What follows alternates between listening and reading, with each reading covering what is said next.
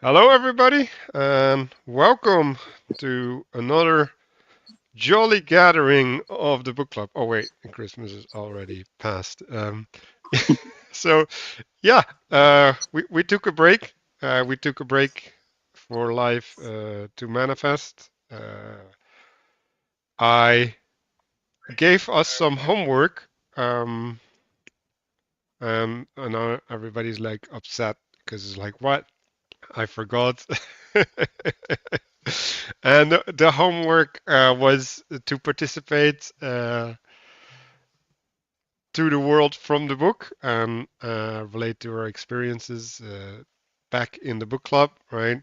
For me, it happened the other way around.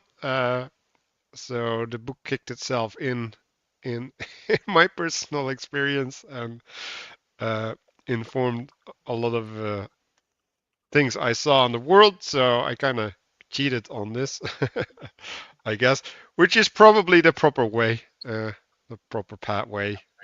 You don't want to impose uh, your understanding on the world. Like, kind of have to have it speak for itself. Um, so today we are at chapter 62, and I started writing up 61 earlier this day when I created the live stream, and I was like, rereading the chapter, and I was making extra notes and all the things, and like I didn't even realize that we went through it. So like there's this whole thing about where I'm revisiting um, from a new perspective. I'm engaging it, so I'm not seeing that that's the same. I'm looking at the same thing because it doesn't feel like the same because I didn't flesh out all the things that are there for me now. Um, so uh, the thing that was standing out for me, right, and this is I guess I'm gonna connect this to my intention, right? So we're gonna talk about dreaming and wandering, and so we're gonna talk about the not the restful state, but the state of disconnection. Like it's a reattunement, an unattunement, or whatever. And um, yeah, I saw one of the things that inspired me was this graph later on in the book. Um, and I connected that to many things, and one of them was Genesis, right? And Genesis has 6 days of work, right, which is what the previous chapter was about, work, and then 1 day of rest. And I was like, okay, so if we're saying that what we're going to talk about in this chapter is sleep, right? Like that's not the same as rest.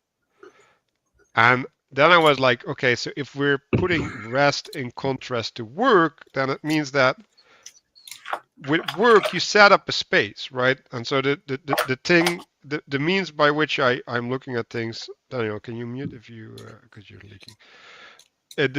The way in which things work is like when you work, you erect a space, right? You erect a connection between heaven and earth, and that connection builds a space, and within that space, potential can happen, right? Now, you can also be that space, right? So when you take a stand, right? When you stand for something, you erect a space, and within that space, also things can manifest, right? So what's happening there? Well, there's a part on the ground where you're standing, right? This is your connection to Earth, right? And then around that, there's a domain, right, which is under your influence, right? So you can like kind of see like a tent, right? Like you hold up the tent, and the further away you go from the pillar that upholds the tent, the less influence there is, right? So this is where you get a hierarchy. This is where you get a pyramid. You get all of these. A tree also, right? They all have this pattern in them. Now, the way I started looking at rest is when you have erected this space, you've done work, right? So you can just like when you erect a Christmas tree inside of your house, there's a bunch of needles on the ground and there's a bunch of mats, right? Like you bought the boxes and all of these. And so like life, right? The usage of the space has not been introduced yet, right? And I think that's what the rest is about. Like the rest is the filling in of the space that is established, right? And I think that's also what peace is, right? Like so peace is the living in the space that is established. And and so when you stand up, right? Or you can also say in the wind, right? Like when you erect a barrier to the wind, behind it there's a peace, right? Like there's a calm. Um, so I'm I wanna try and find this stuff because like I feel like well when something is erected, it also carries something, right? Like it holds a weight. Like there's a pressure from the outside to disrupt the space entropy. And and so there's within that space there's a piece where you're protected from that entropy, right? Or at least having to directly face that entropy the whole time. Um, and so when understanding this book, I felt like I was in this space, and then over the Christmas, I felt like I was lifted out of that space in a different space, like in space of understanding, right? And then the the weight that certain concepts give on you, right? Or a frustration, maybe that's the better word, right? Like the place that they hold, the way that they speak, the way that they participate, it changes depending on the standard, right? Like the pillar, the standard that you're within. So like I want to use that framing throughout this chapter because I think it's really yeah it's going to be really helpful. Um, so Christopher, you want to go next? Sure. I don't know. I put here my intention. I put waking because this is well we're talking about dreams in this chapter and the like difference between sleeping and waking. And waking is supposed to be, reestablishing space, whatever, but wake is also used sometimes as in the wake of a ship, which is a very less stable part of things. And so feel kind of in the transition between those two. That's how I've been feeling about the last couple weeks and so here. So, Castle? Yeah. So my thing is a little bit of a play on. There was a guy that was kind of cracking a joke a bit in the comments on our last session, asking if in the reflection we were photosynthesizing, and I said yes. Everyone else said no. I said yes. The plant shouldn't have all the fun, but I'm flipping that around. Now we've had a nice little transitional period. We're now in the new year, and I was looking around and I saw that a lot of the I was looking at some of these like etymological like root words, and one of the ones is scoto, which means dark or shade. So instead of photosynthesis, since we're doing dreams and wandering, I'm going to do scotosynthesis, and be a little bit careful with that. I generally don't really interact with my dreams because they're pretty odd, but for the purposes of the chapter and participation and everything like that, I have had especially unusual dreams, which I'm not going to really go into this week, but unless they become, relevant. But so yeah, I'll just be doing that. I'll be kind of trying to work my scotogenic memory, and we'll kind of go from there.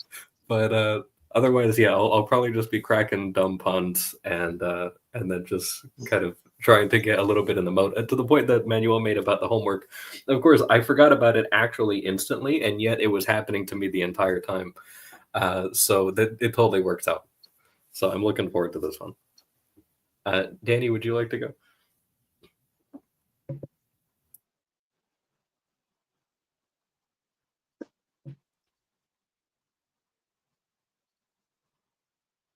Danny's still muted. He's got to unmute himself so we can hear him. Oh, there we go. Sorry. Can you hear me? Yep. Man, this kid, just let me know if, okay. Manuel, I really like what you said about, let me know if the volume's bad because it's changing. It went low. Sorry, guys. I unchecked automatically adjust mic volume, but can you hear me right now? Yeah. Okay, sorry for the problem. Manuel, I like what you said about the rest as being like the filling in of the space that's established, and the same concept with peace as being the living that's in the space that's established. The theme or concept of space is kind of at the forefront of my mind. These are two big, on these two big concepts or topics of dreams. And then I felt personally that the next chapter on the tree and the snake, it maybe just clicked with me, but it felt like the symbolism was very rich. I mean, he did explicitly list some things like the concept of the mutually divergent characteristics or something, the way he contrasted them, it just made it very clear. But in my meditating on the concept of subtle forces, the theme of deadlines and accountability kind of came up to ground my thinking, because meditating on such things prompts practical questions like, am I delivering on my targets on time, for example? So the theme of deadlines and accountability, I mean, I was sort of like feeling, observing behavior is observing emotions, right? And kind of like that. So that's kind of the take that I had in reading these chapters. Let's see, everybody's gone, yes. So back to you, man. No, who didn't go? Manuel, Mark didn't go, right? Yeah. Yeah. I'm not going to say anything different from what I always say, but that's okay. I still get a turn, damn it. Yeah, I mean, it was interesting doing the reading, or maybe redoing the reading for this chapter, right? Because this idea that what you're supposed to do with this text is not like read it. It's still not a book. It's still not a book. And then you're supposed to read it and like obtain knowledge from it. I don't know where people get that from. Being able to relate the pictures back to your experience, for me is like that. Like that's the key.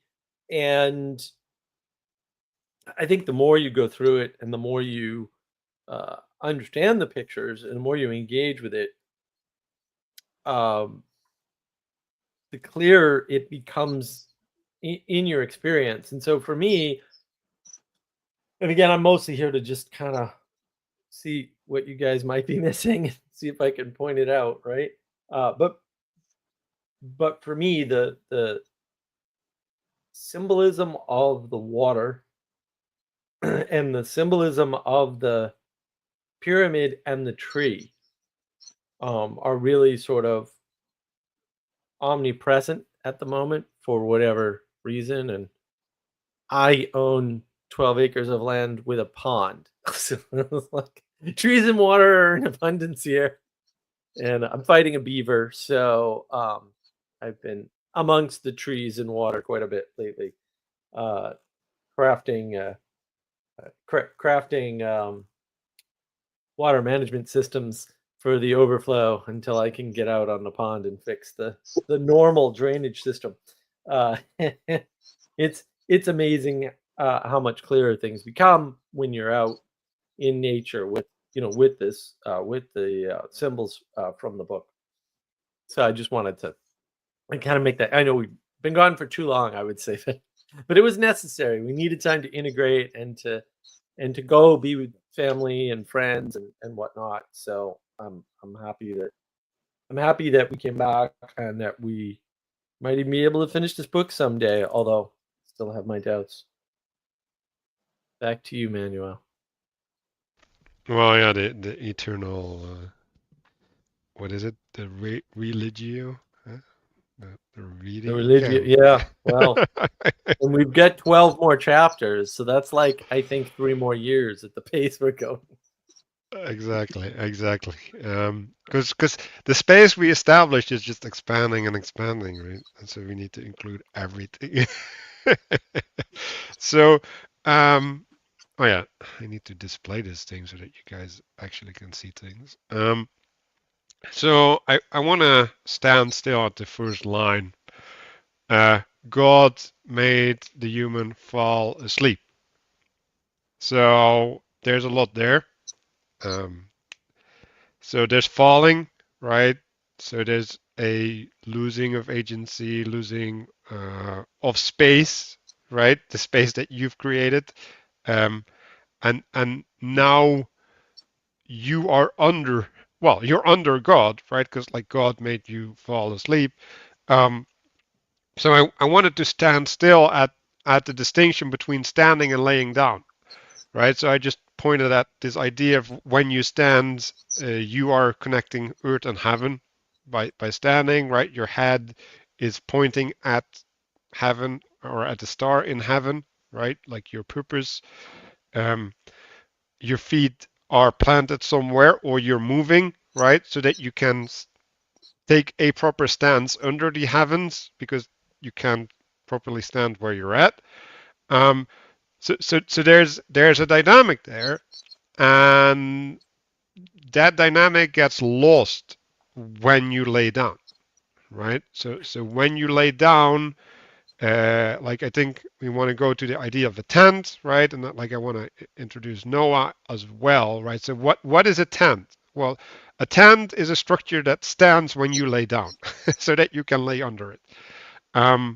So it's a mediation between heaven and earth that remains independent of you upholding it, unless the wind blows really hard, right? Which is interesting because that's the spirit as well. Anyway, so when you lay down, especially under the heavens, instead of having a point up, you have a body exposed to many things above you, right? And we'll get into the the many things pulling at you when you're dreaming later on.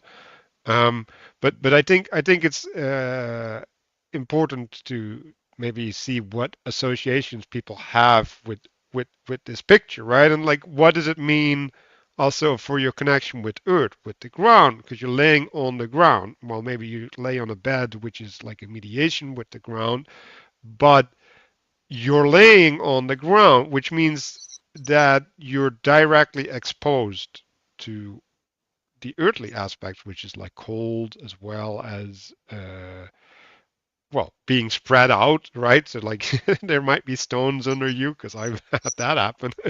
So um that also means, well, like, yeah, if there's stones under you, right? Like that mediation between you and the earth is also like rough, let's just say it that way, right? Well, if you stand on a stone, you just move your foot so that you're in balance, right? So like there's a compensatory thing that you can't do when you lay down, right? And like you could say, well, before you lay down, you clear the space, right? Like you do work, right? But now, like the clearing of the space is like the establishment of the tent, but just only in relationship to the earth instead of also to the heavens, in some sense, right?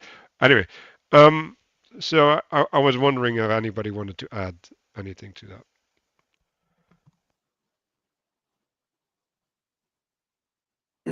I mean, I guess I want to point at the idea that the water is horizontal and yet unstable. And so we associate laying down or being on the ground with more stability. But then when you start to look, I guess there's a big dust up in the, I think the UFC arena, the martial arts arena, about whether or not fighting from the ground is appropriate. That's right. So it's called guard pulling, I guess. But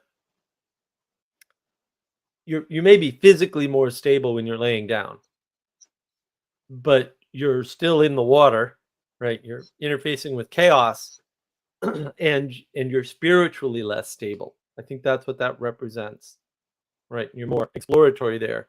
Whereas when you're standing, it's totally different. Like, yeah, when you're standing, you can definitely fight better.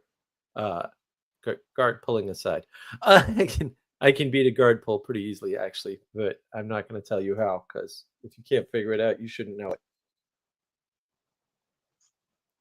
Something that kind of comes to mind a little bit is thinking about just like the positioning of the feet, and then like the sort of mediation of the feet, whether you're standing or sleeping. That, you know, if you imagine, and of course, you know, a lot of people sleep on their sides and everything like that, but if we just use the example of someone lying on their back, like it's just their heels that are just like making contact with the ground.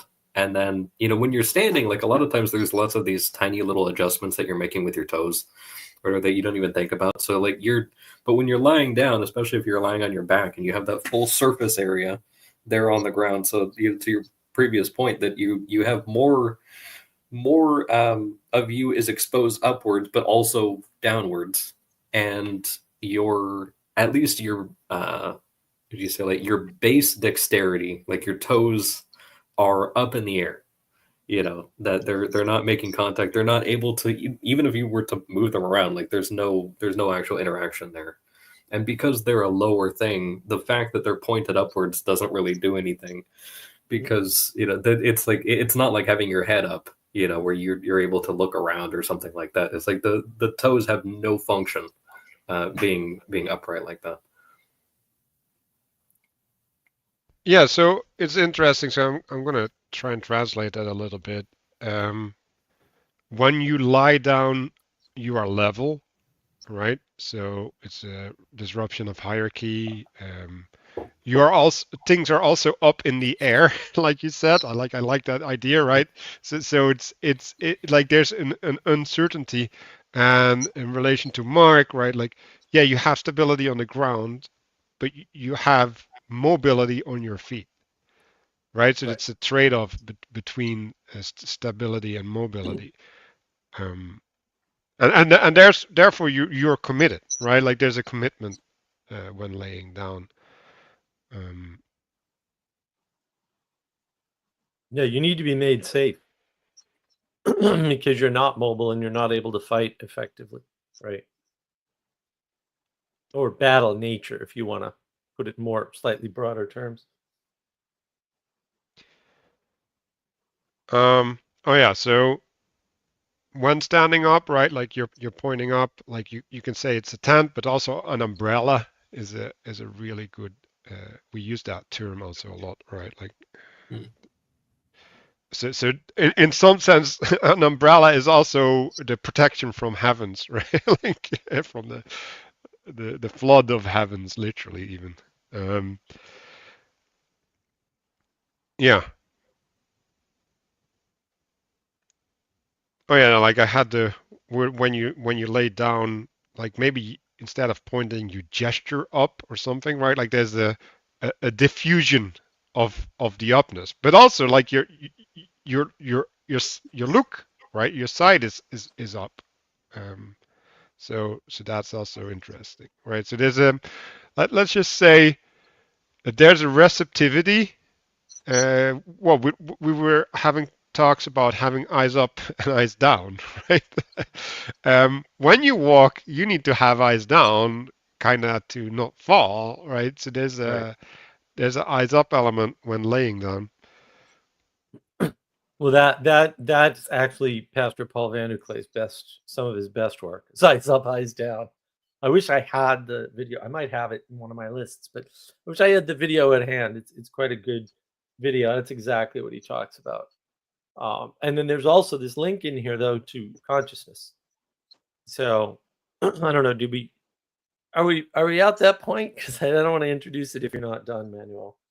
Well, I want to introduce something else first. So I want to introduce the idea of woke, like the modern idea of woke.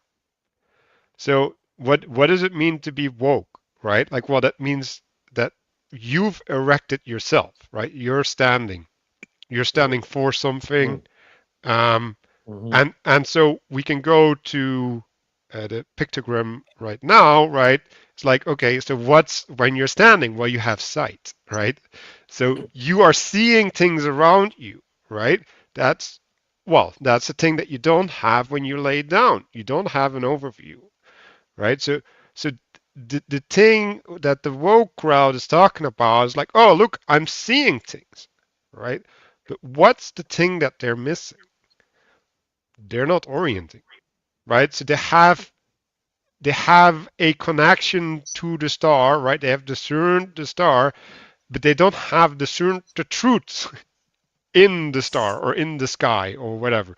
So there's if you look at the sky, right, like there's things that move, right, and things that are stable, right, or relationships that are fluid and relationships that are stable, right? The relationships that are stable are proper guides because you can rely upon them. The relationships that are unstable might be true, right? But they're not a proper guide for action.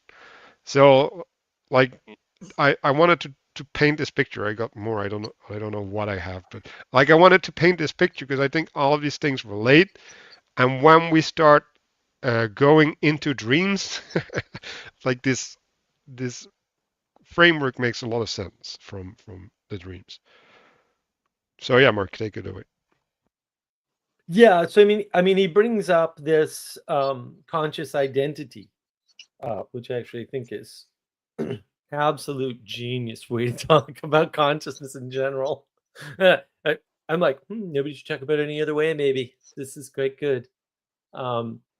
And yeah, he's relating the difference with the waking version and the sleeping version, which is related to the standing and the, and the laying down, right? So you can see, like, he's really starting to tie in a bunch of different concepts right here into these two diagrams. And the thinking about conscious identity rather than consciousness as such, to your point, and I was very skeptical. I'm like, where the hell is Manuel going when he brings up woke now? But to your point, I mean, it was dead on. Like, yeah, that's woke is like playing your own judge of the world, right? Or playing God might be another way to say that, right? And then taking a stance based on your, I don't know, personal self-transcendence or some other gobbledygook New Age nonsense that these people spew out. And then you're seeing it like other people see it, but that's not an orientation, right? That's a correspondence to the people, we'll say, around you, to the signals around you, and that alters your conscious identity. And in wokeness, in particular, is a statement of an alteration of your conscious identity, or what you're conscious of. And another way to say that is what you're paying attention to in the world.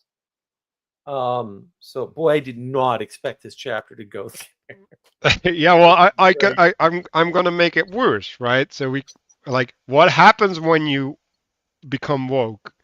You experience domicide. Yeah, you have to wonder, right? So we have the pictogram. Okay, so actually the fact that we're standing means that we realize that we're in a dream world, right? So it's like, and like this is the thing I haven't really figured out yet, right? So that has also something to do with the inversion, right? So it's the inversion, and so if you have a standard, right? There's a thing that gets excluded, right? Because it doesn't fall under the umbrella that is casted by the standard. And so if you try to include things that aren't in under the umbrella, right? Like at a certain point you corrupt the umbrella, right? And like the standard doesn't apply, right? Because like if you draw things under the standard that aren't adhering to the standard, then the standard becomes meaningless, right? And at a certain point, like you have to stand up, right? And you have to stand because you have to carry the heavens because the standard doesn't carry it for you anymore, right? And so now you become disconnected, right? Like you move away from the standard, and now you have to reestablish a standard. Like what happens? Well, you wander, right? Naked, right? Naked in the sense of naked from home, right? Naked from family, naked from connectedness. Um, Right. and then what happens? Well, when you wander and you look at the heavens, you orient. Because when you wander, you Right. see the things that move when you walk and the things that stand still, right? So now you get contrast, right? And we've talked about this a lot of times. You need contrast to see. And then you find out what is true, right? Mhm. But there's a bunch of people that like don't like the wandering, right? Which fair Right. enough, right? Like Right. so they are grabbing onto stars that seem to stand still from their perspective because they refuse to move, right? And like Right.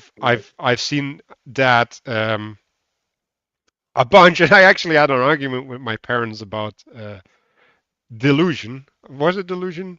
Um, which means like you hold on to a belief which is evidently not true, right? Like that's what a delusion is. Right. And so like what is that? Well, you look at a star, right? And you say the star's standing still. It's like, well, no, it's not. Like it's obviously moving, but you're refusing to move yourself or whatever Right. to acknowledge that the star is moving, right? And so we'll get into this later in the chapter, right? So we're all the dreams that Matthieu is pointing out, they're introduction of movement or change or time in Mm. these aspects, right? So you're saying, Right. well, if you hold one thing still but you move the other thing, then you get this relationship. If you move the other thing, like so, yeah, I hold off Yeah. there.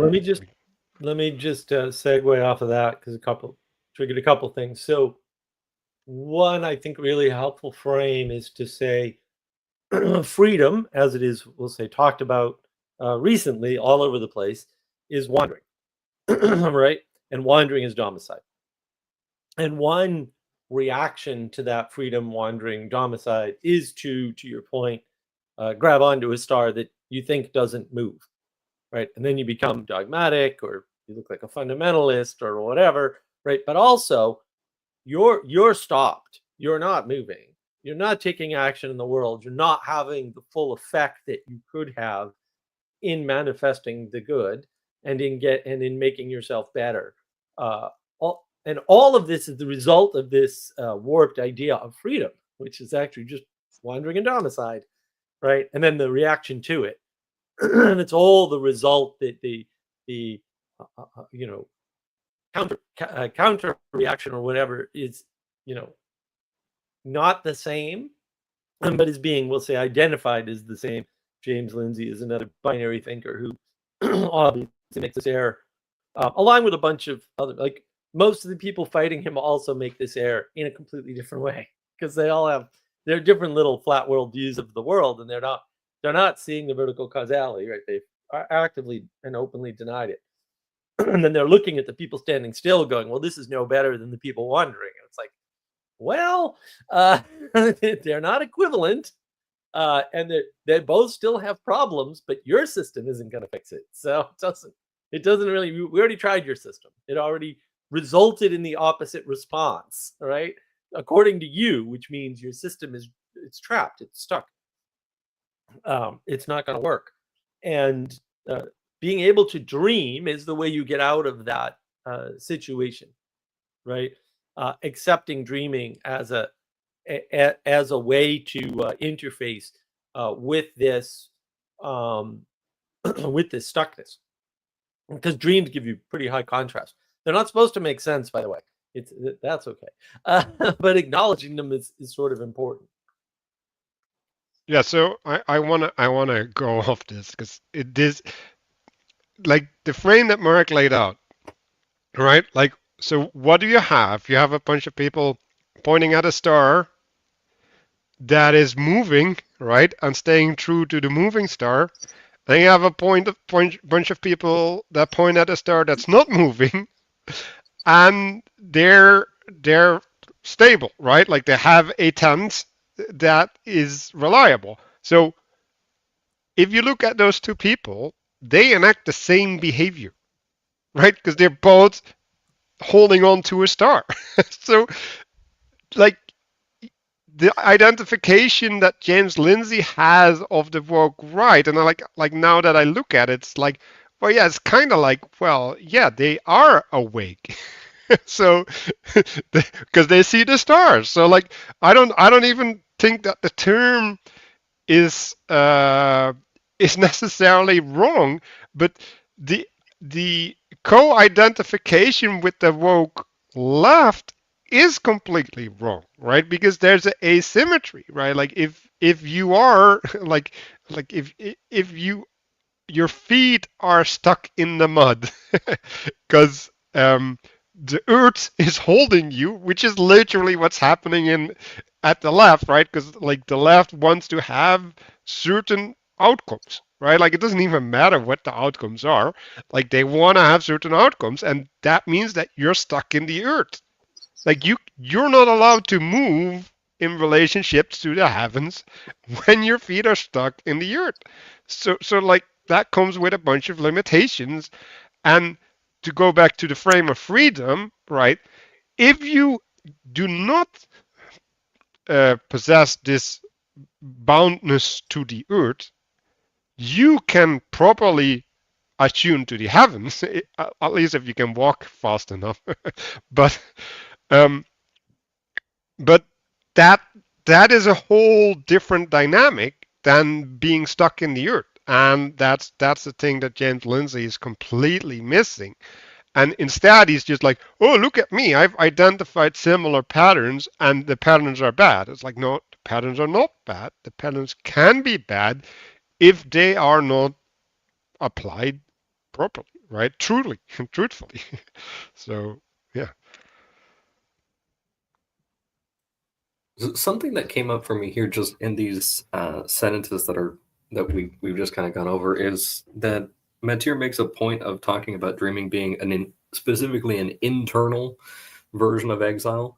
And I just wanted to kind of, I guess, point out that when you're doing that wandering, that you're wandering within a microcosm. So it's not just like, oh, I'm perceiving now like a darker version of the world or something like that, or anything of that sort. Like it is a smaller thing. And he says below the diagrams then that that conscious identity loses control of the body and encounters the alienated desires of the flesh. So all of the things that aren't being attended to inwardly are the things that you're encountering during that wandering, not just like random stuff necessarily that they're, you could have kind of just like a loose filter or whatever, but just specifically that there's things that aren't either not being attended to. I mean, I think that's one of the things with a lot of like the dream interpretation is like, oh, what am I supposed to be doing, is like a way that people usually approach that. And it's this thing of like, well, if I could just properly mediate during my waking time, then maybe my dreams wouldn't be, yelling at me to do some sort of thing or telling me that I lack some sort of quality. And it reminded me of this thing, especially with the sort of connection to nakedness. I was talking to somebody recently about this thing of just not listening to music all the time.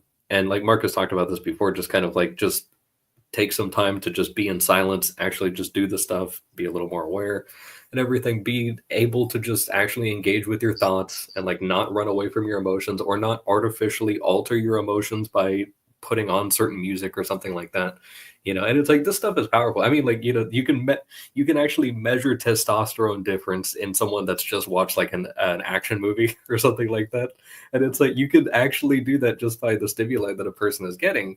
And in the same way, like a person's emotional state can change a lot, but how much stuff are you potentially not attending to or not mediating, which is then just going to wind up getting, left over for you to encounter later on, and like that'll happen to you if you're just not attending to it. That'll happen to you during your waking time, but that'll also happen to you in your, time where you should be resting. And so that is something that I've noticed. Like my dreams have become a lot more stable since I started having a lot more quiet time during my day. Even if my days got even busier, so like some of the stuff I would do is I would pop on music when I had like mindless tasks, but just a ton of them, just to kind of pass the time. But now I've been directly engaging with it, and then a bunch of other things are just like not being problems anymore. And that's an interesting aspect of that. I've become more intentional in engaging with it and willing to engage with it 100% without putting a veil over it. Right. So I want to draw a distinction. So there's a couple things going on there. Mitchell Clark is talking about false wandering, right? And I don't know what word you use, but you wander within a domain, right? You wander, and so like if you wander in a domain that's not correlated to the problem that you're facing, like yeah, that's false wandering because it doesn't allow you to attune to the truth, right?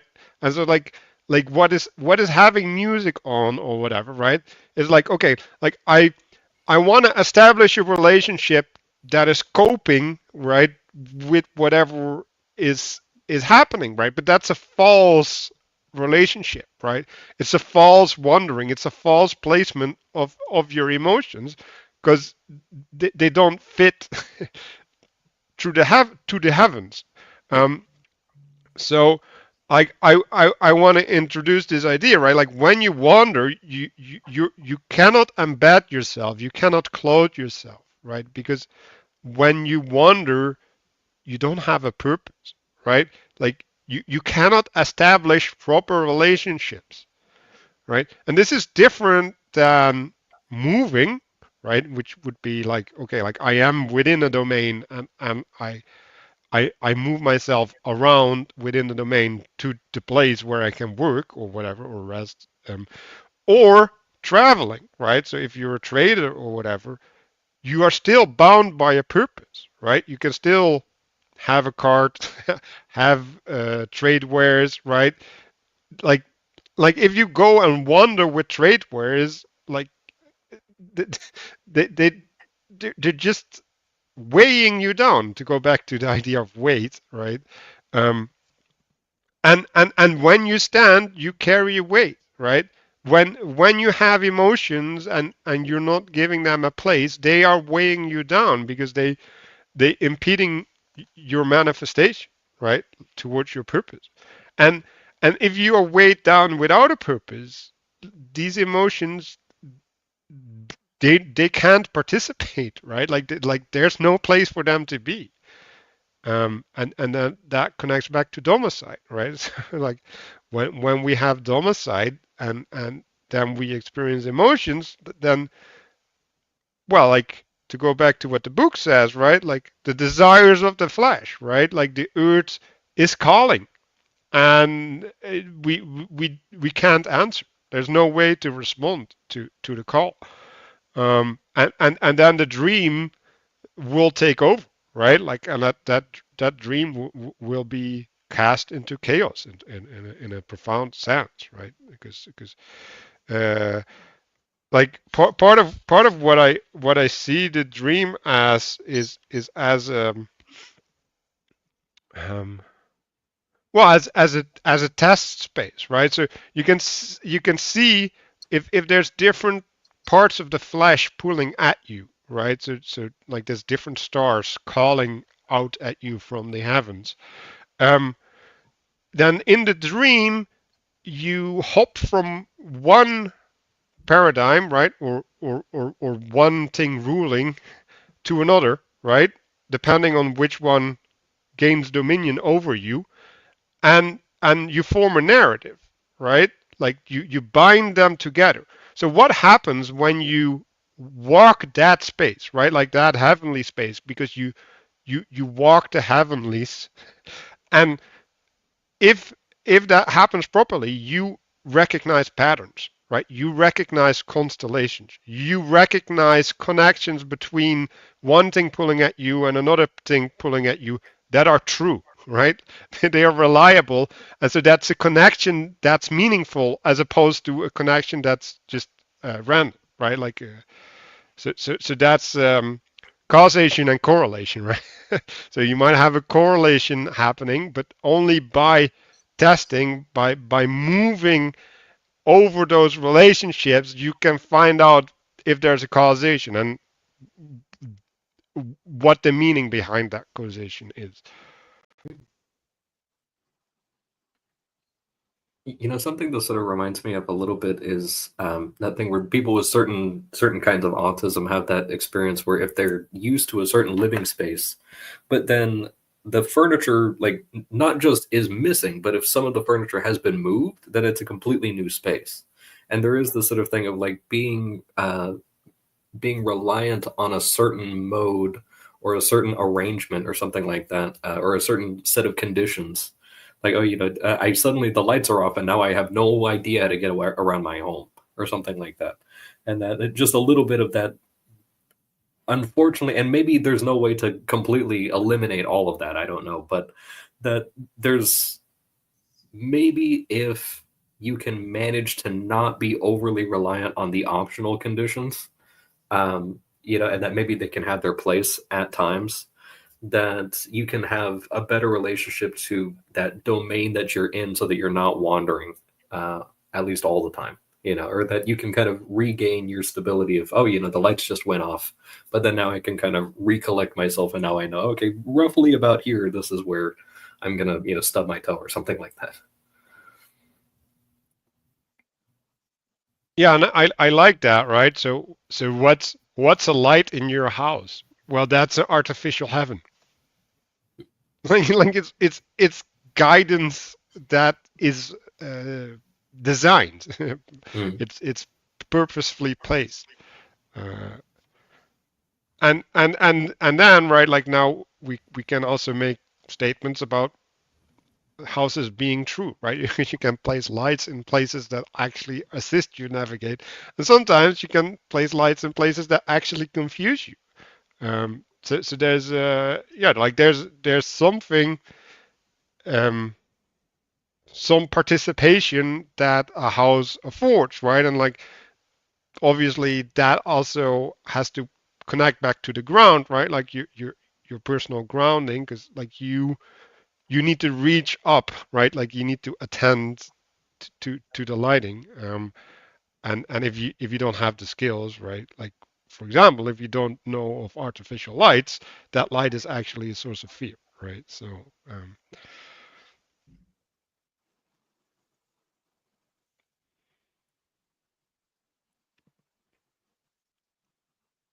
do we feel complete with this page? Mm-hmm.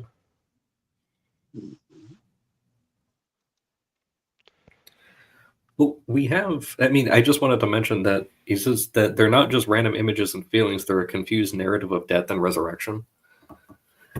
And I wonder, like, there's a little bit of that.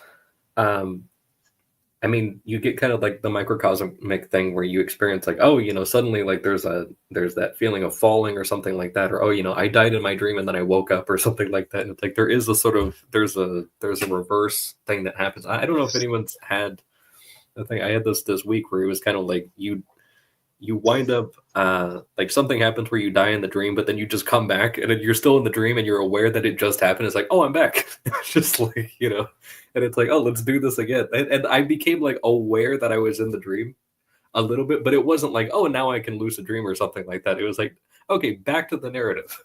Like I reconnected to the narrative of the dream and was just like, oh yeah, that was just a hiccup. Let's do this again. So yeah, I wanted to continue on my framing, right? So when we're at the purpose, right? So if you establish a purpose when you're wandering, now you can stand still, right? So now you become stable, right? You become the pillar, the connection between heaven and earth, and now you can look around, right? And now you organize the world around you as a consequence, right? Like the purpose allows you to see, and again, right? You cast an umbrella, right? Like so you cast well, a field of relevance. So I've been wrestling with the relevance realization thing with Mark a bit, and like I feel like I'm getting close to what it actually is. um, but yeah, like so. But the simple version is right, like when you stand still, right? When you adhere to a purpose, then relevance appears around you, and and thereby a space, right? Vervaeke talks about the agent arena relationship, right? So now you become an agent within an arena, right? While that was not the case with the wandering, like that was the absence of the agent arena relationship. Um, yeah. Okay. So um, oh yeah. So another part from the dreaming is apart from wandering in the heavens or in relation to the heavens.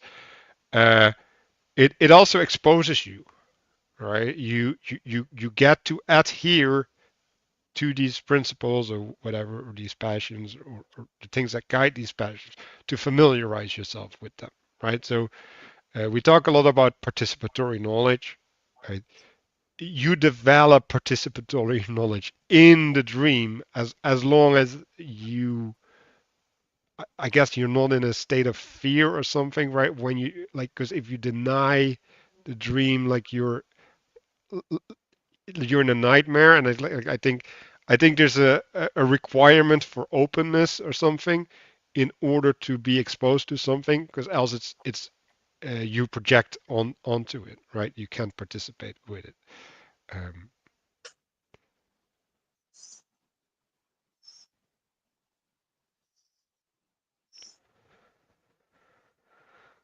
um, and well, and that's also kind of the role of fantasy, right? So fantasy is like a wake or lucid, right? Like lucid, I think, has to do with luminous, or maybe it has to do with something else, right? But it fantasy is a dream state where some level of being erect is maintained, right? And well, you also have lucid dreaming where you're actually asleep, but your brain is still in some sense exerting agency.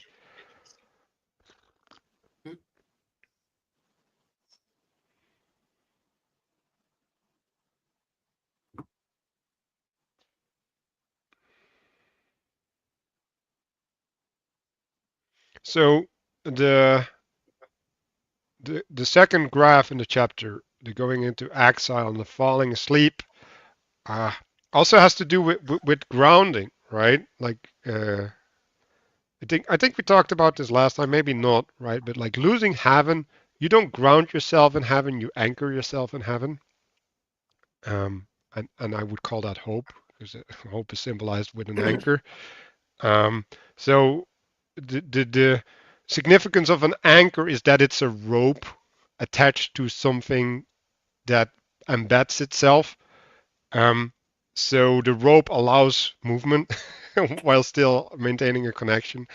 And That reminds me of, you know, those trains where they have like the handle that you can hold on to.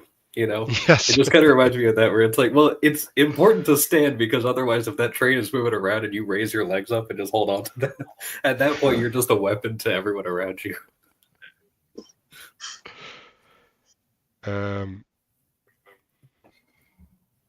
Yeah, and then in the falling asleep is the losing of the mind, right? Like that's the losing of agency, or the assertion of control of the head over the body. And yeah, so when we're going into these different ways of framing it, like I think keeping this graph in your mind is important, because effectively what it is, it's we're talking about directionality, right? So there's a thing, a quality of connection that you have to the earthly. Yeah, there's a quality of connection that you have to the heavenly. If you get a disruption in those, right? Depending on what layer of analysis you're at, right? Or layer of being, I guess that's a better word. Then that expresses itself in different ways, right? So there's two things, right? Two directions, right? So there's the external imposing upon you, or you going out into the external, right? So that's the two directions, right? So that's the two means of breaking what is established and having to reestablish something, and if improperly related to involves wandering, right? Involves being lost, because you can also have a proper relationship to it. Because you might say, like you might say that you have to establish a relationship to a different part of heaven, right? But you are still safe on the earthly, right? That would be being asleep in a tent or something, right?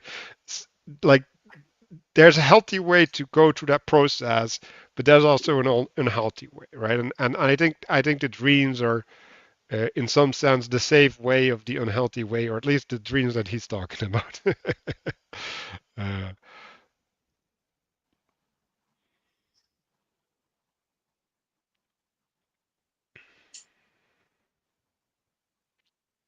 I guess I just want to point again to, I mean, it's the same thing I pointed to before, but just the microcosm aspect, that when he has the external and the internal, and that there's this aspect of externally in the waking time that you would have the same sort of experience if you lost your principles and the guidance of heaven, or if you physically lost the power and support of the earth, but that the internal equivalent is actually happening as a result of yourself at that level.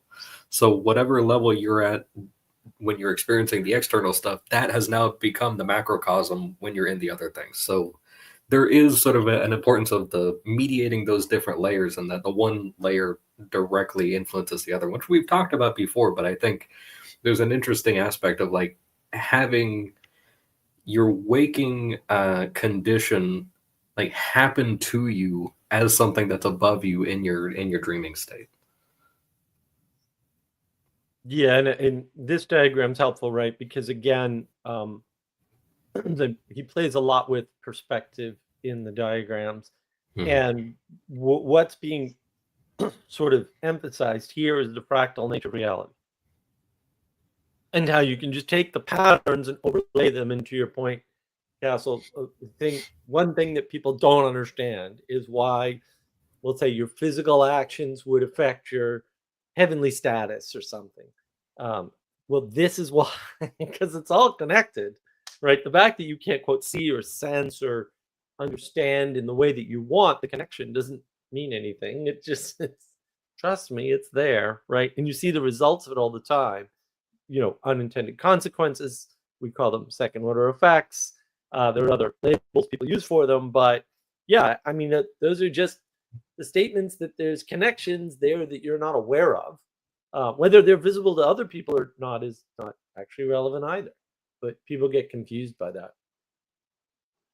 So I wanted to point out this, right? So he's stating stability and constancy, right? Which are they presume an external stability and constancy, because and that's what this is also talking about, right? Because like if the sea becomes lava, like you might have a stable ship, but it burns, right? Like so, there's the external world does not remain the same, right? Like when there's a storm, the functionality of the tent is different than when there's a glaring heat from the sun. So that's what time is, right? Like time is the input of a change from the external world, right? Or not even the external or the internal world, that requires a new erection of something, right? To reattune, and so the attunement can be true within a domain, right? But the world is always bigger than that domain, right? So that's kind of the issue, and I think that's the mediation that's being talked about, right? So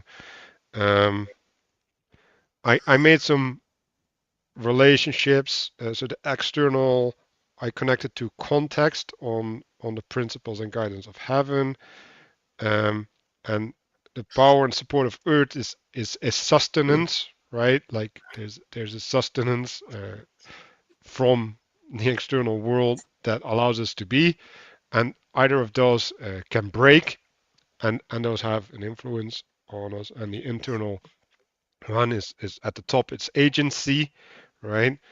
And the power and support of the body, I connected to grip, right? So you have like the agency, the ability to do something, and then the grip is the ability to manifest it, and both of them can break down for whatever reason. Yeah, I want to make a few more quick connections here. So that just some of which just occurred to me. The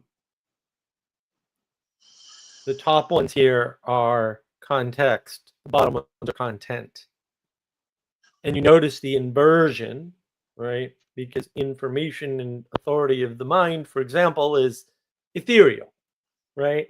But power is also ethereal on the bottom, right? And information and authority are the things that allow you to identify objects.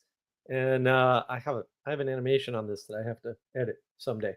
And so you can see, sort of, I'm going to harken back to quite a while back in the book club. We talked about yin yang being expressed perfectly in the West, like it's right there. This is an example of that, right? We have a little of the ethereal in the material and vice versa.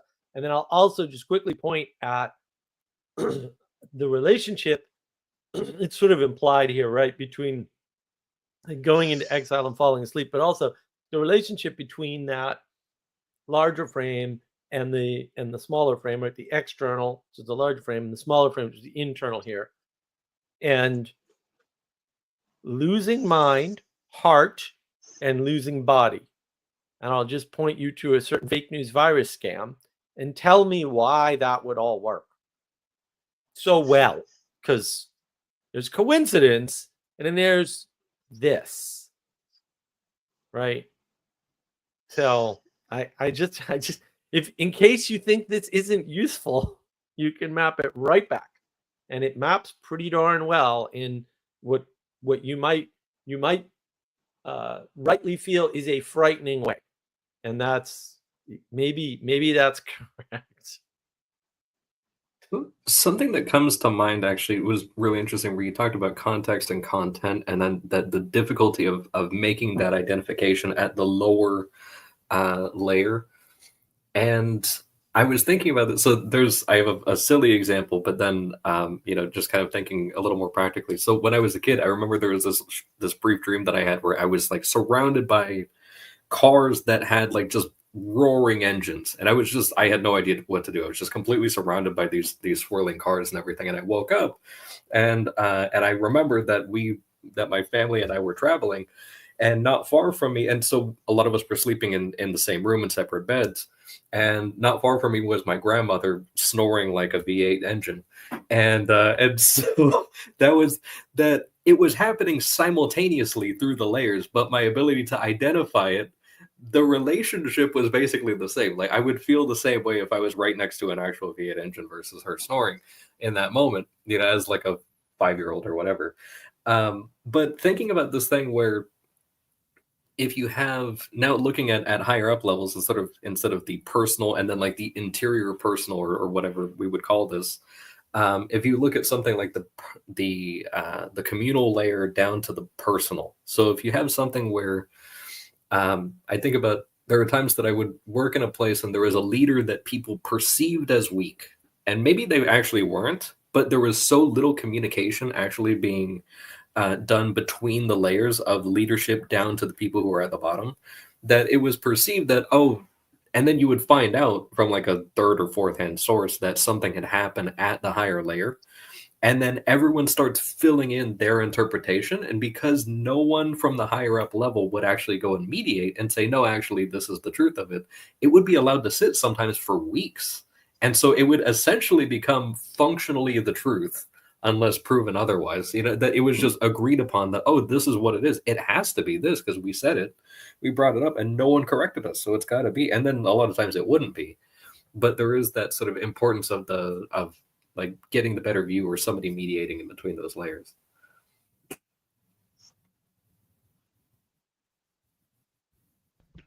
So when we go to the piece of losing guidance and authority of heaven, which talks about being pressed by time. So what is being pressed by time, right? Well, it means that you have a motivation, right? Like, so there's something driving you. And also, you don't have proper access to a tool, right? Like, you don't have proper ways of expressing, of creating the space that motivation can manifest in, right? And so, and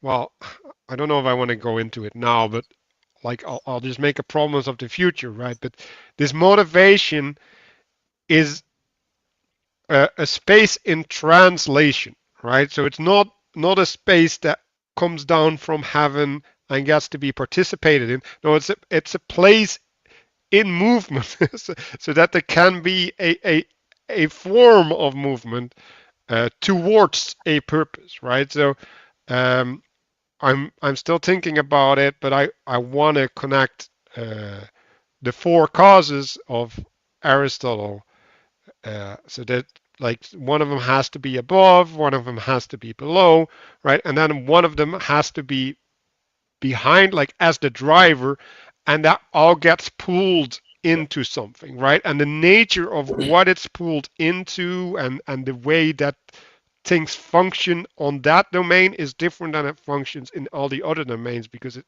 like, that domain has a different quality of manifestation, I guess, or being, and that would be in the spirit, right? Like that would be the infusion of the spirit, and like something magical happens there.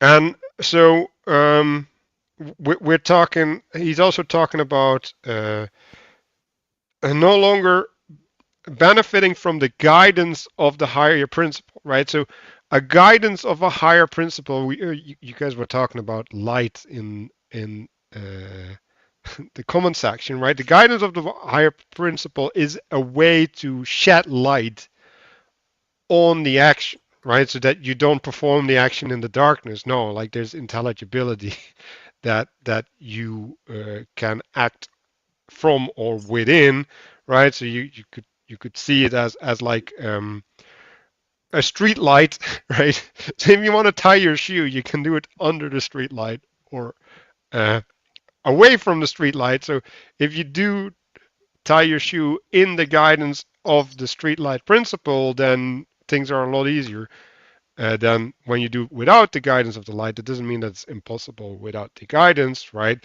But there's a different quality again of your participation, and from there we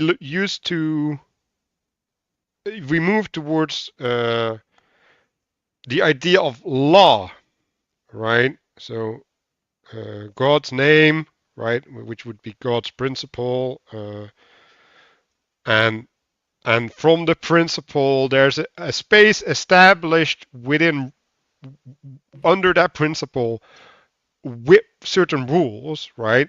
And so the rules is like the intelligibility that is manifest in the space under the principle, and that intelligibility allows for participation, right? Like it allows for things to work or not to work.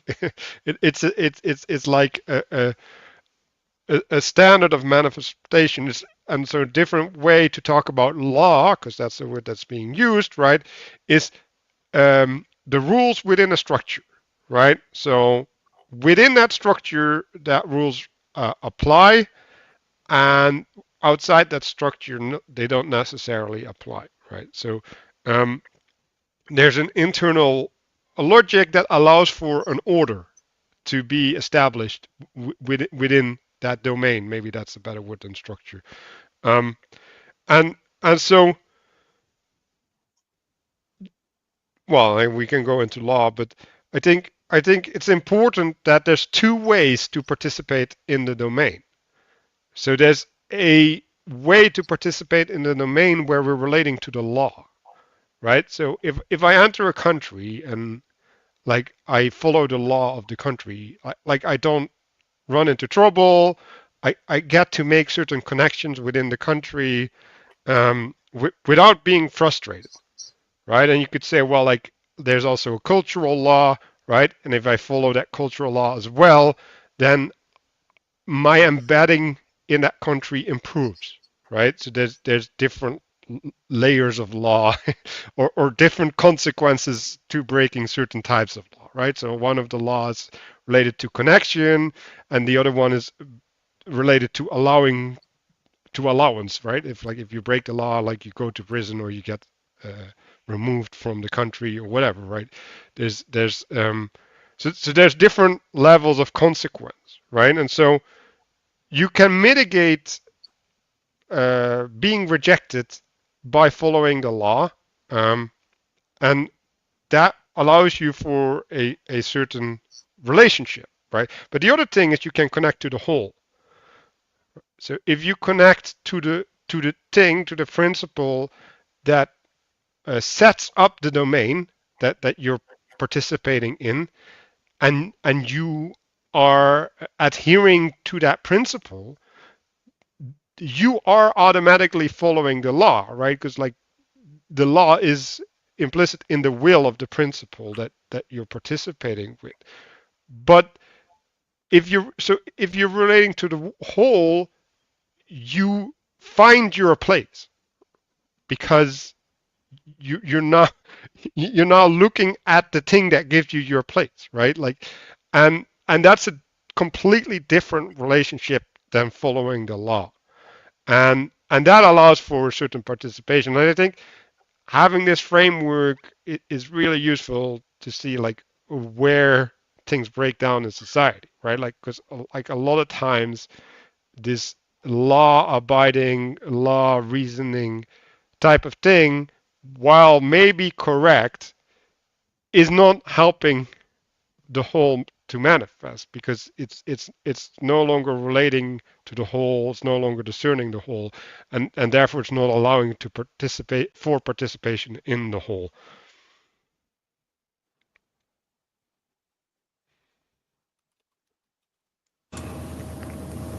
As one of the ways this manifested recently was in dialogue around like COVID masks, for example. Like you have this one side of the argument is like, you know, one death is an ultimate, you know, absolute value. Any amount of, you know, money or economic consequences worth saving one life type of an argument. And I guess, you know, part of what I'm thinking when I'm listening to the dialogue or the nature of the dialogue is what is the structure that we're like, what is the structure that unites both of the people, you know, on both sides of the conversation? You know, like the conversation doesn't really seem to be productive. I don't know why, you know, it's just an observation though. Yeah, conversation doesn't work. It makes things worse in all cases. Right? The way to get people together is to participate together. And there's no other way. And it's a lot of hard work and nobody likes it. Also, I don't like, it is what it is. Like, we're here. And also, like, if you want to have a good country, the world is going to look one way, and if you want to have people not die, the world is going to look differently. And these perspectives cannot properly communicate with each other. But it's getting even worse, right? Because like when you come into this modern era with all the measuring capabilities that we have, right? We can build infinite frames, right? We can identify infinite threats, right? Like how many articles have you seen with this product causes cancer, right? So every product causes cancer, every product causes autism, every product causes this, that, right? And So you end up in an endless loop of whataboutism, right? It's like it's you can have an argument when there's like four variables, and like you can like maybe kind of iron them out, and you can find like not even agreement, but you can find a functional way forward, that everybody just has to like suck it up. But if you have 20,000, that's no longer possible. So that's kind of the problem with why conversation doesn't work, right? And this also has to do with, well, like are you still grounded in the same ethical system, right? Like what are your gods? Like I was listening to a thing, and they were talking about the importation of Hinduism, right, which is just polytheism.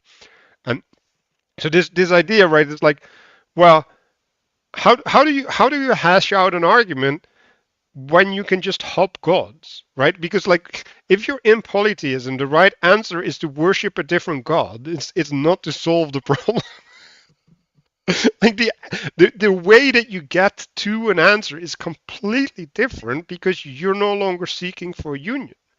And so there's just and we were talking about this at the start, right? Like this idea, right? Like, okay, so what is polytheism? Well, it's like, oh, look at all the stars in the sky, right? I was like, oh, like that star doesn't get me where I want to go. Like maybe we should follow that star.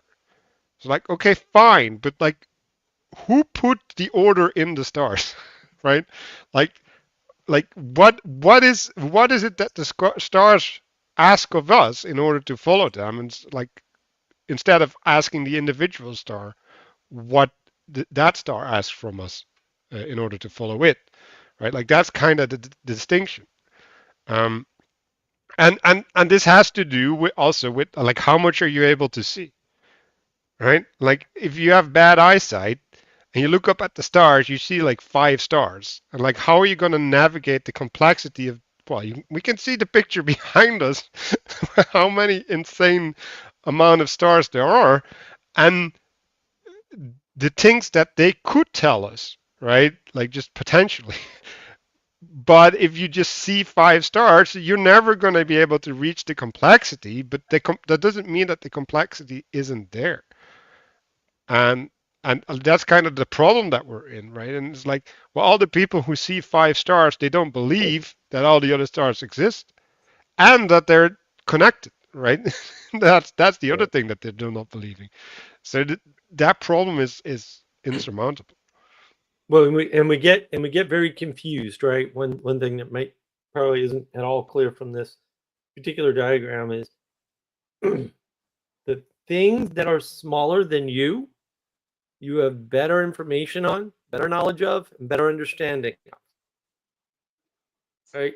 It's an asymmetrical relationship, though, because the things that are bigger than you can never have that level of information, knowledge, and understanding of, ever. And part of the point of conversation is to share experience, right? Another use for conversation is to coordinate participation. Very useful ways to employ conversation. Okay, getting agreement is imaginary and unimportant. It doesn't matter. Manuel and I agree on very, a bunch of stuff, right? But we disagree very much on a bunch of core, key, important things, right? And I wouldn't dream of skipping the book club because it's Manuel's book club. I'm sort of agnostic on being involved in these things in general, right? Because it's Manuel's book club, right? And I mean, the community requested it. It was just Manuel's book club. So he decided to run it, and I said, well, I'm not going to run it, but if you're going to run it, I'll show up. And despite our disagreements, because disagreements just aren't important. Like you can have a disagreement with somebody and have dinner with them before, during, or after the disagreement. I've done it many times. It's not interesting. It's not interesting. The interesting part is the freaking dinner. That's what's interesting. The participation you have with others is the interesting part. And that's where you need to focus, is what are we participating in? Are we participating in the same thing? You can converse about how the experience is different for you. And that way you learn more about their perspective, and hopefully they learn more about your perspective. And if that doesn't happen, that's okay too, right? Because the participation holds the conversation. And so you could ask yourself, why is it that conversations online go left field so often and with such consistency and reliability? Because it's a lame form of participation. I'm still on Twitter. I tweeted today. I'm not saying these things are all bad and there's no way to do anything good with them or anything crazy, right? But I am telling you that this is weak participation that cannot hold certain levels of disagreement. And that's why when the disagreement level reaches a certain point, you have a flashpoint of explosion of trolling and trolls and bad actors, and right? This is a pattern that happens everywhere. And part of it is we don't recognize the asymmetry of our information, knowledge, and understanding. Things below us, much better. This is the trick of science, right? Science tries to do philosophical things or tries to talk about the universe, and all science breaks down immediately because it cannot operate at that scale. And there's an asymmetrical relationship between how you would do science at a very small scale, we'll say the atomic scale, right? Versus how you would do science at, we'll say, the human scale. Maybe you call that the Newtonian scale. That might be a hint, by the way, right? Versus how you do science at the scale of planets, right? Where everything, or even how you do geometry, pre-Euclid, we'll say, right? Versus post-Euclid versus post-Euclid, where it's non-Euclidean geometry. Like these things are largely issues of scale.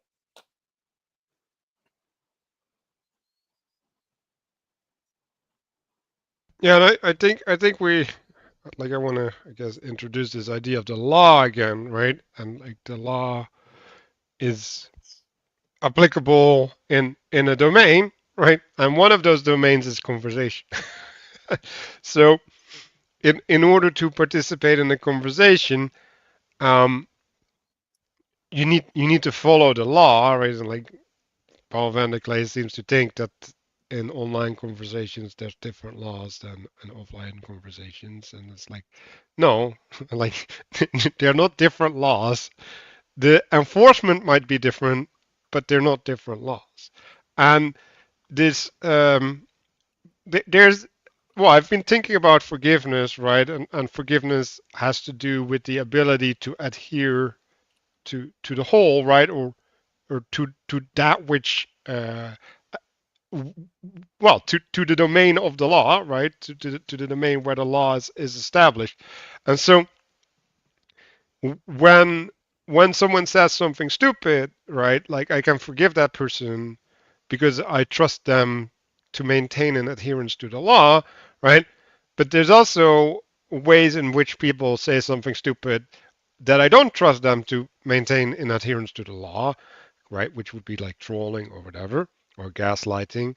And at that point, I need to enforce the law, right? Like, I'm not going to forgive you. Like, I need you to repent first. We need to reestablish order so that you can be forgiven and be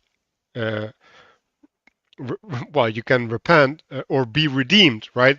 Because that's the other part.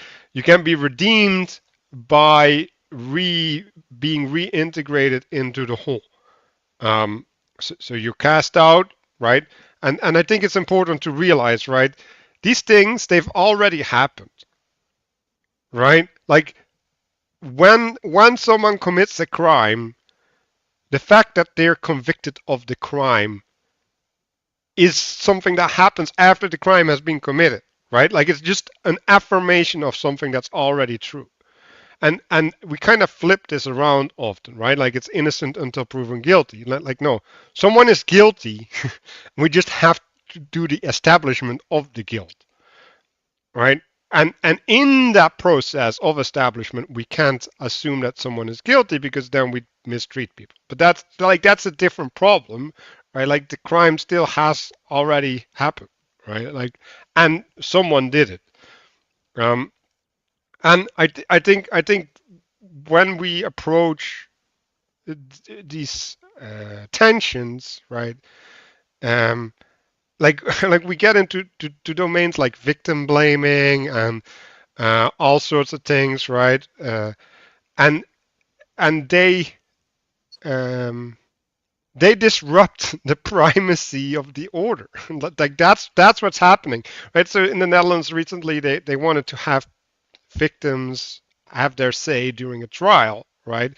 Because they're like, well, trials are also there for, I guess, reconciliation or something, right? And it's not that I'm completely against doing that, right? But that's not the purpose of the trial, right? And um, you shouldn't corrupt the purpose of the trial just because you want to have reconciliation. That's not why the trial exists. And so now we're going back to, well, like what's the domain, right? So we erect a standard, and within the standard there's a certain order, right? And we might have different descriptions or different participations with that order. That's irrelevant, right? Like that order is true, and either you have a true adherence to that order or not.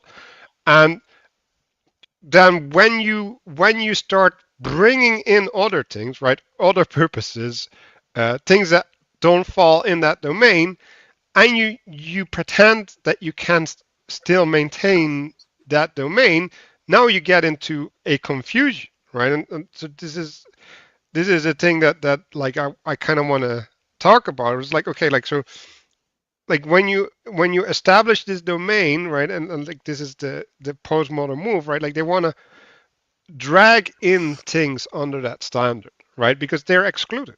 And like fair enough, right? Because like it sucks to be excluded, right? Like, but at a certain point, an inversion happens, right? Like, I guess the weight of the outside on the inside or something. I still have a hard time visualizing how that inversion exactly happens, right?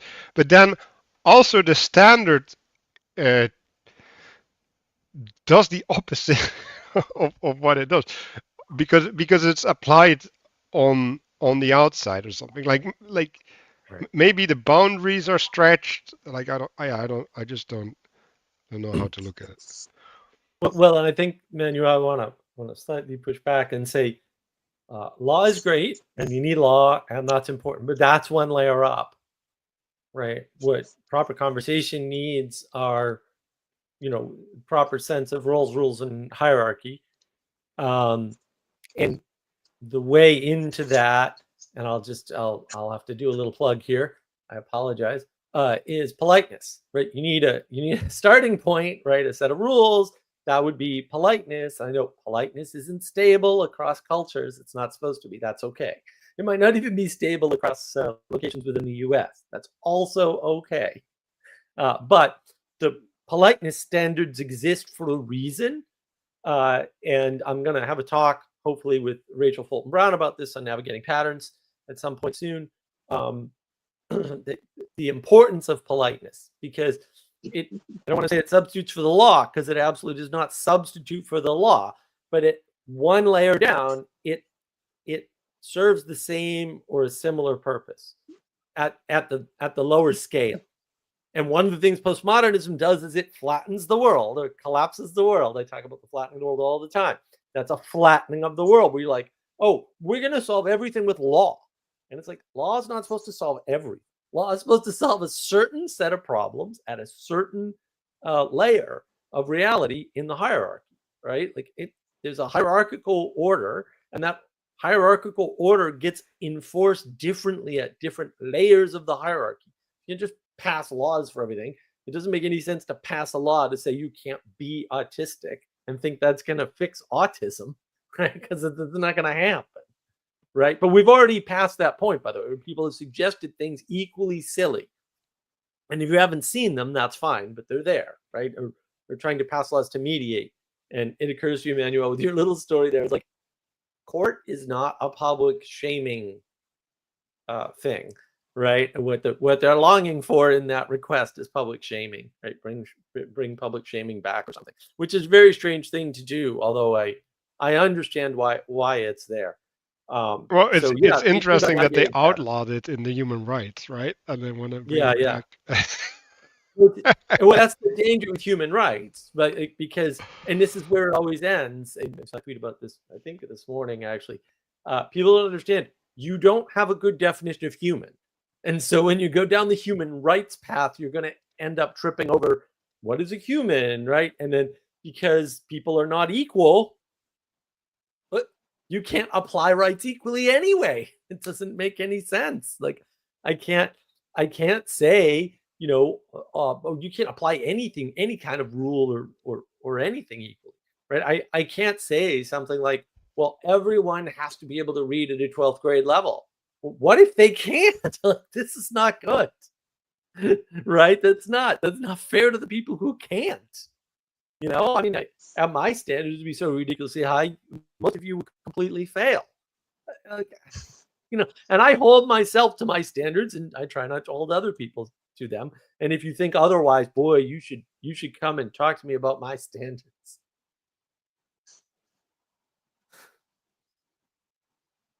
Well, so part of what I heard you say, Mark, is it's engaging with this idea of losing the familiar space and encountering the stranger, right? So there's two ways to encounter a stranger, right? Like one is the stranger comes into your space, and the other way is that you're the stranger, right? And you're entering this strange well, space, right? The rules are different, right? And you're talking about politeness, right? Well, also going along with that is humility, right? So first you want to make sure you're not overstepping your place, and then you want to not overstep your participation in that place, right? So that's two levels there. And it's also true that if the stranger comes in, right, like the stranger bears a bunch of things, right? They might bear news, right, but they also might bear something of new heavens, right? Like they might have a teaching that would just upset your order, right? Like so Right. there's and so the way that you engage with that, right, is like in the one place your order is sacred, right, and in order for you to allow the stranger to upset your order, a lot of things have to happen before you allow that, while the other way around, like when you enter the space, you have to have your order, you have to voluntarily let your order be upset in order to fit in. And if you don't do that, like you'll have war, right? Like you'll enter conflict, and you'll yeah, you will betray the sacredness of that space that you've entered by imposing your order, which is improper for that space. um,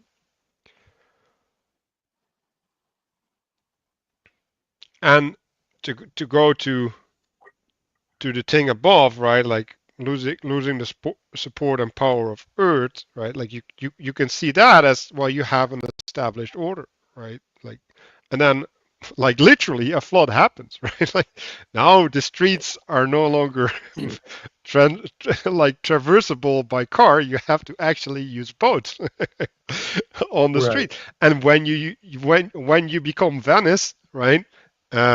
Things work differently in Venice. Like, for example, travel times are different. Also, you need to have a new manufacturing of vehicles, right? You need to have new traffic laws, right? All of these things that they have to change in order to accommodate the changing of that which supports you. And you could make the same argument for supply lines or whatever, right? And so another thing I want us to stand still by for a second is this idea, right? Like when you have integrated spaces, right? So if there's dependencies, right, and like that's what we're really good at the world. What is it? International orders and stuff with international supply lines. So there's like 15,000 ways in which things are connected. And if one breaks down, like it ripples, right? And so there's this mediation between these spaces. These spaces, they start establishing their own rules because of the dependencies that they have, right? And now they take away our freedom, right? Because we rely upon these things functioning, and like if they break down, everything breaks down, and then you get the idea of too big to fail, right? And I think this is the justification of all the globalist agenda, right? Like we can't let Russia do it, what Russia does, because if we would let Russia do what it does, then we can't rely upon the order that we've established anymore, and then like nothing functions anymore. Like we just, well, we would be wandering in the desert literally, right? Like we'd be lost. So we have to hold on to the one star or the one ceiling light that we hung up, and nobody knows where it came from, right? That's the other part of that stupid light. So yeah. Yeah, and I quickly want to just segue off of that. We're running out of time here, for sure. But I just wanted to point out one way to spot a problem with somebody's thinking or with a group's thinking, for example, is how they treat things like politeness or dogmas. So a recent live stream that I unfortunately watched, a lot of people were saying things like, "Oh well, you know, chatter and sort of normal conversation that we'll say normal people have, right? Or you know, the how's the weather sort of talk was really, you know, a midwit take on what you should be doing. Small talk is no good, right? But not submitting to that and pretending like you're above it, like you are the problem. Like just watch out for those people because they won't submit. And yet politeness is a condescension, right? It's a condescension on all sides, because if you go up to, say, the king, right, and you introduce yourself, or even if the king, you know, allows you there, he's condescending to you to let you interact with him. And the condescension is not a bad thing. Usually when people use the word, they mean arrogance, right? But that's a tell for behavior, right? Thinking that something like small talk is for the lesser folk or is a low IQ take, or no, you should submit to that because it gives you a grounding and a base and a way to start to be polite and a way to explore people without insulting them, right? Because if you walk into a conversation, you go, well, I voted for this person and they didn't win and now I'm upset. That's no way to start a conversation. Small talk is, because it's banal and it's safe. And somebody about 4 years ago actually pointed this out to me. I had never known this before. I never saw it. Of course, I also never lived in England. But they said basically, largely in England, but you know, most of the UK, they always complain about the weather. But if you listen closely, how they talk about the weather gives you insight into how they're feeling that day, what their emotional state is. And I was like, oh yeah, that's super useful. I saw it immediately when she said it. And I was like, that's super interesting. Because everybody in the US makes fun of even the people in England, because they like to make fun of themselves, makes fun of the how's the weather trope, right? And it's very real. And man, the weather changes fast over there. It's nuts. I thought New England was bad. I'm like, oh, New England's pretty damn good. Weather doesn't change fast at all compared to this nutty place. But these things are important because there's information there. There's lots of signaling going on, and if you pay attention to it, if you submit to it, if you try to not be above it, you'll come down to that level and you'll see the information that's there. Yeah.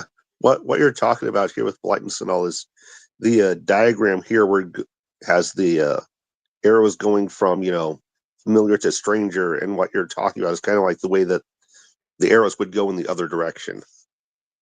So. Right. Yeah, it's really important, I think, this idea of realizing that the king condescends to see you, because that's where you get gratitude from. So I was in an argument earlier this week about the blockade to Gaza, right? And they're like, well, they're blocking trade into Gaza, and I'm like, first of all, they're allowing things in, right? So like, yes, but also they're allowing things in. And secondly, why would you have a right to trade, right? Like, like that's not obvious to me, right? And it's like, well, okay, like you can say you should have trade, and like I'd agree with that, right? But if you're not coming from the baseline that the allowance for trade is an act of grace, right? Like that you should be grateful for, and instead we're coming from a place of entitlement, right? And this is the thing that the human rights stuff do. It's like, no, I have a right to this. It's like, well, okay, now you change the whole discussion, right? It's no longer can I be gracious towards you. No, it's like, you ought to be gracious towards me, else you're an asshole. And it's like, well, I might be an asshole, but like you can't enforce me being nice. Like that's not an option. Like that state of reality does not exist. So, Right. like you, in order to get someone to be nice to you, like you kind of have to do something in return. Like you can't just demand it, because that's not the way reality works. And I think that's kind of the thing that we're dealing with. And I think if we're looking at the graph here, right, like what does it mean when you're with strangers? Well, you're not, you need to fit yourself, right? Like you need to find a way to fit in, find fittedness. You need to wear the culture, right? Just like you need to wear the situation that you're given. And if you don't clothe yourself in it, but if you isolate yourself from the situation, in other words, you deny reality, then you can live in an area which denies reality, because we kind of do that all the time by building houses, but also like now you're in conflict, right? Like you've started carrying a load, and some people might take offense, right? Especially if we're doing that in a social domain.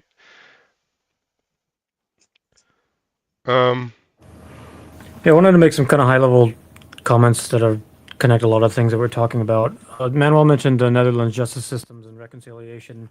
I've worked with a couple police departments, and there's some of them are way more professional than others. Like there are some where I spent a couple of summers having to listen to police radio for many hours, and the language and attitude is way rougher, like harder, coarser jokes, and that also extends to the way that they treat people. And there's a quality present in a culture. Like the Bentonville Police Department is very professional, and the whole entire system is, there's a care for rehabilitation, and you can sense it and you can feel it. Like there's a leadership presence that exists in companies, right, among groups of people, that is present, that we know for, I mean, it's a real thing. And these things need to be acknowledged and protected. Like in the workplace, for example, like being a leader might mean might mean tongue lashing, it might mean shoulder to cry on, or but if it's important to recognize what's important. Like if somebody starts complaining about maybe being late, like you may need to enforce standards in the workplace. Like there are certain attitudes that maybe need to be denounced about, like if people start cutting corners, right? So this idea of like holding space I mean, it's related to participatory knowledge. I mean, you having experience, and like in our culture, sometimes it can be difficult to justify certain courses of action in the name of, like, you know, you could say company culture, etc.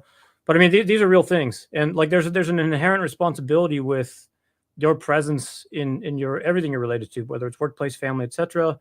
But if it is the case that, you know, you are in a position of leadership, there's kind of an inherent responsibility to acknowledge, to understand if this culture needs to be protected, see what it is about the culture that is valuable, and then, you know, do you see yourself, you know, influencing in the protecting of, or cultivation of that space. So anyway, that's just some. But there's a certain quality by which, you know, it has a feel like it's kind of like a group of inspired students, or motivated athlete, or a motivated band, or a good church, related to subtle forces, since that's what the chapter is about.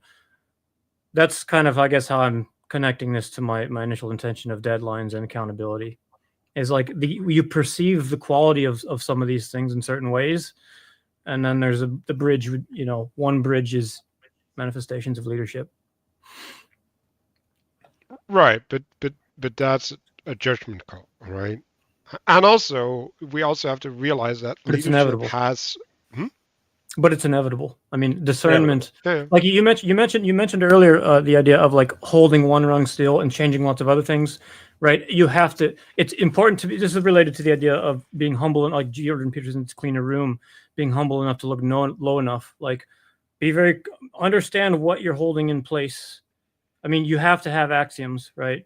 But, you know, have a degree of humility when you see what it is you're holding in place when you're performing your discernment processes. Yeah, I just want to say that there's tools of leadership, right? Like, just some leaders don't have certain tools available to them, even if they would have the will to go somewhere. And secondly, there's also resources, right? Like I might want to do something, right? Like if you're traumatized, like I might want to help you through your trauma, but like if I don't have the time, like, sorry, right? So yeah, there's different things that go along with that. And then like again, this goes back to gratitude, right? Like, can you be grateful for the thing that you are given, and can you receive it in a spirit that brings that back up, right? Because like, yes, the leadership has a responsibility there, but like the one being led also has a responsibility, and you can only change your side of that equation.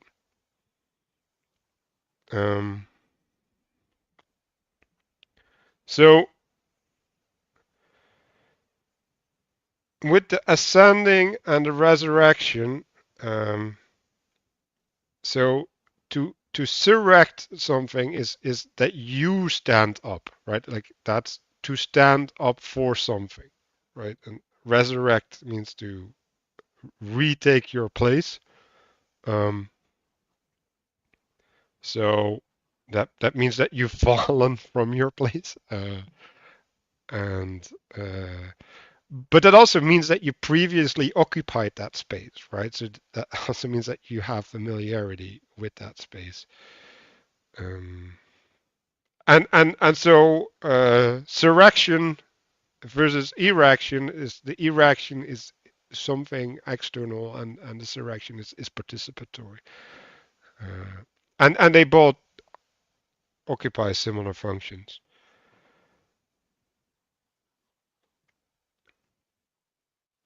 Yeah, and I would relate that to revivification as such. And just to tie that back to, some of what Danny was saying, this is why you support and lift up the things above you first.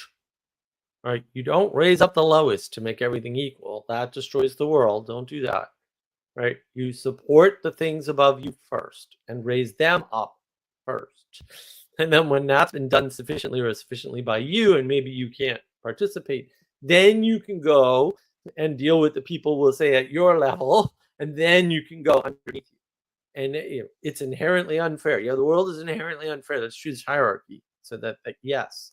Also, you need a proper relationship to deal with that. The proper relationship is not to equalize everything and try to make the world fair according to your idea of fairness, which is an impossible thing anyway.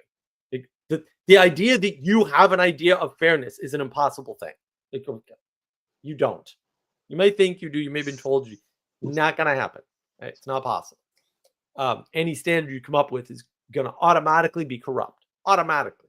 And so you raising up the lowest, try to make it more equal is no good. Right? But you do have to tend to them like everyone else. You just have to tend to them in the proper order. Right. And so don't say, well, he's strong, he's fine, I'm not going to do anything for him. No, that's bad. That destroys the world because everybody needs everybody else in proper order. Right. It just is what it is. Like spending all your time, trying to prop up the heroin addict just gives them more access to more heroin to kill themselves quicker. Sorry, I don't do that. And so I remember seeing the settlers building churches first, right? So it's like you, or when you make a campsite, you set the fireplace first, right? Like the thing that gives life, right? The thing that sustains you, that holds up the place, sets up the standard, the banner that you gather around, is the thing that you should honor and yeah, like follow. And so when there's hard times, right? When someone stands up, when someone arises, you should support them. Because if you don't, you don't have anything.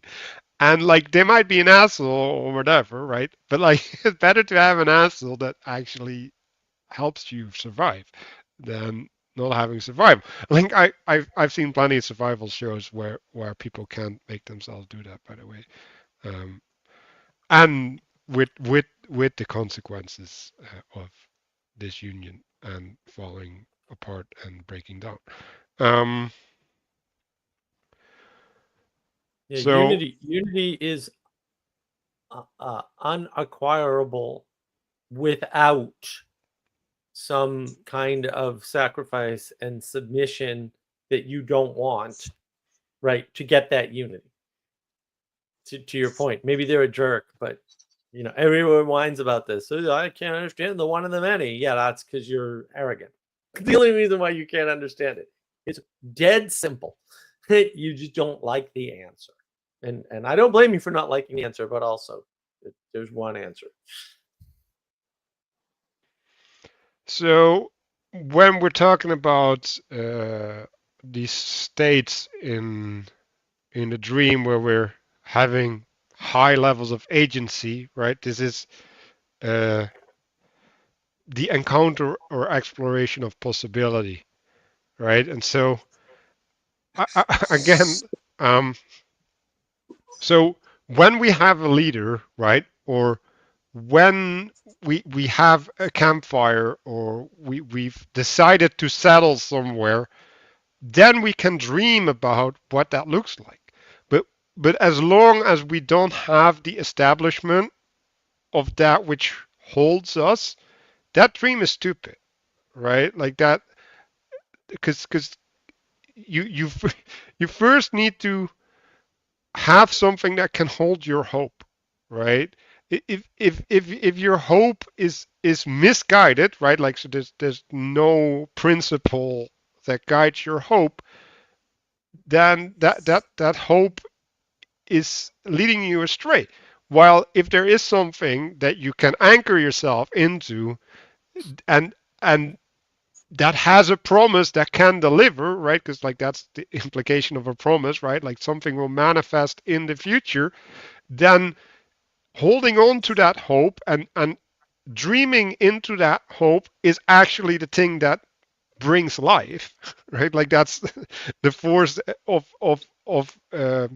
fulfillment of the potential that is held within that promise. So that's a necessary component, but that component only works if the hope is true, right? And so that's why you need to keep holding on the thing that allows the hope to be.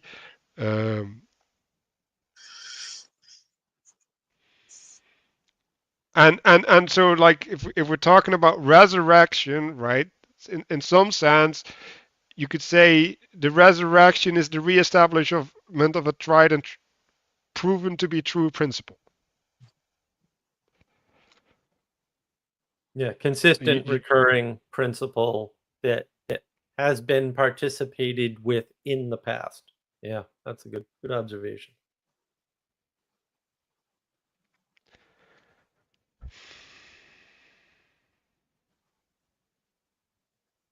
Yeah, so he's talking about an over exaggerated insight into the deeper meaning of things, or in other words, well, like the promise made extreme, right? To explore the boundaries of the promise, so that you can, when you live it out, act within those boundaries, right? So we can connect it back to the law, right? So you kind of can get a sense of what the rules are that you have to obey, so that you can manifest the hope without falling. What is you fall away from following or something? I'm missing the word, but you no longer are true to that which allows you to have the hope, right? So you well, you sin, and that, like, that was, well, that was a word that was being used earlier, right? And so he's talking about that there's a world of sin, right, where where because of the sin you can't adhere properly, right? So you kind of, when there's something new to adhere to, you need to make sure you don't fall into sin, because then that can never be properly established.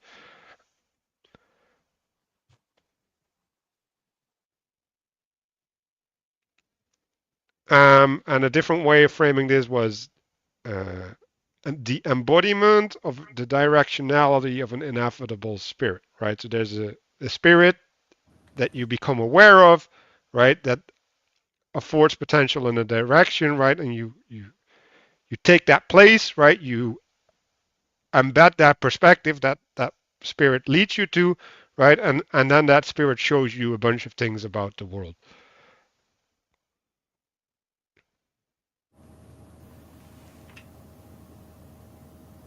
I guess one thing that came to mind to me when you mentioned the idea of, like, dreaming about, camping before you decide to set up camp is stupid, because, waste of time, is digital consumption, or just perception versus reality themes in literature, which a lot of the American lit I read in college is very mediocre. But, like, sorry, where was I going with this?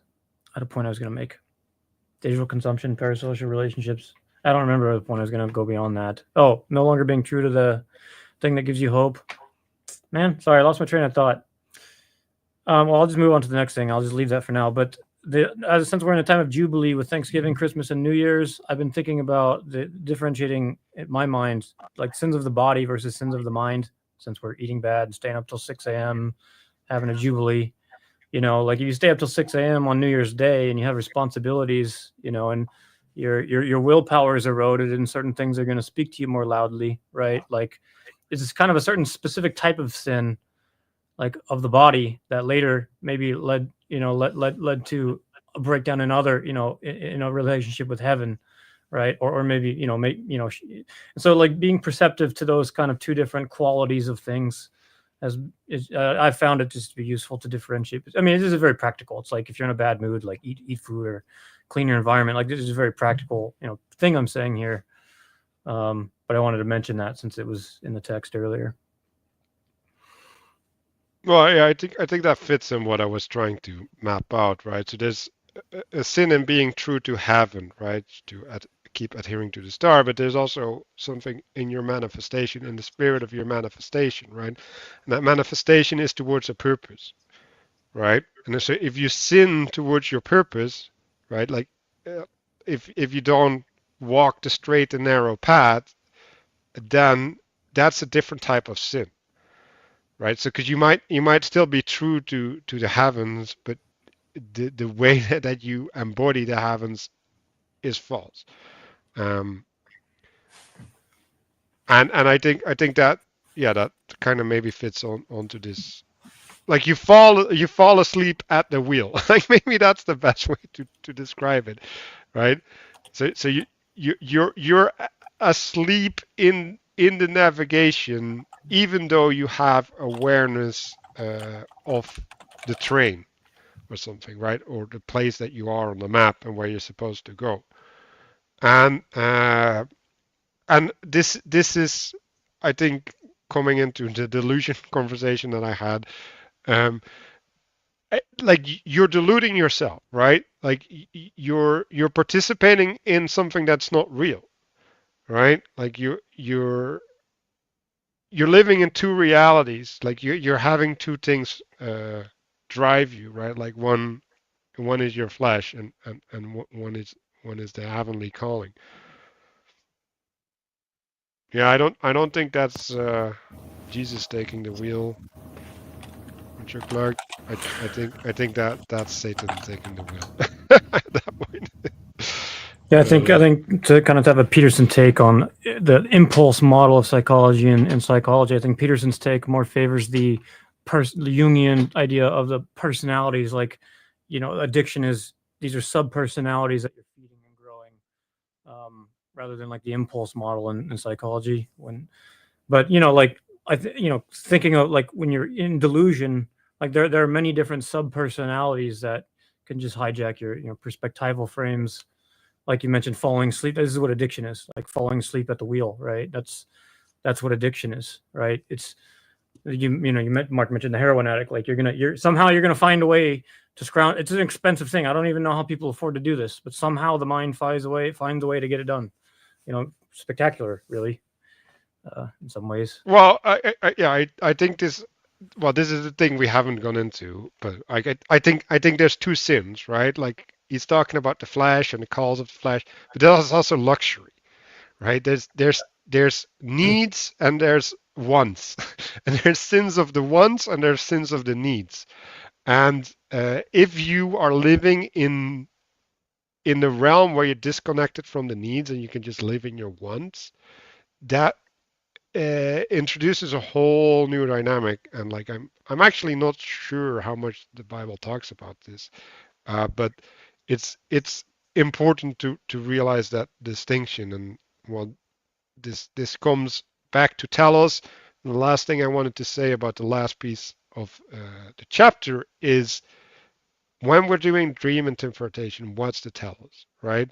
Like when we're at the at the wheel, what's the telos, right?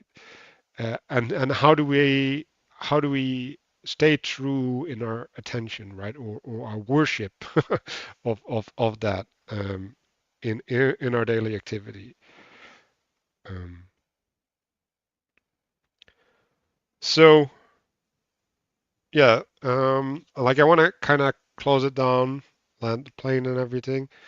So does anybody have like a proper subject means of reflection? Make final cause great again. Okay, so we're we're gonna envision ourselves at the steering wheel, and we're gonna see how we're being pulled, and how we've been pulled during this book club. So what is asserting the draw, the calling on us, and then everybody, please join us in the reflection and ask questions at the end.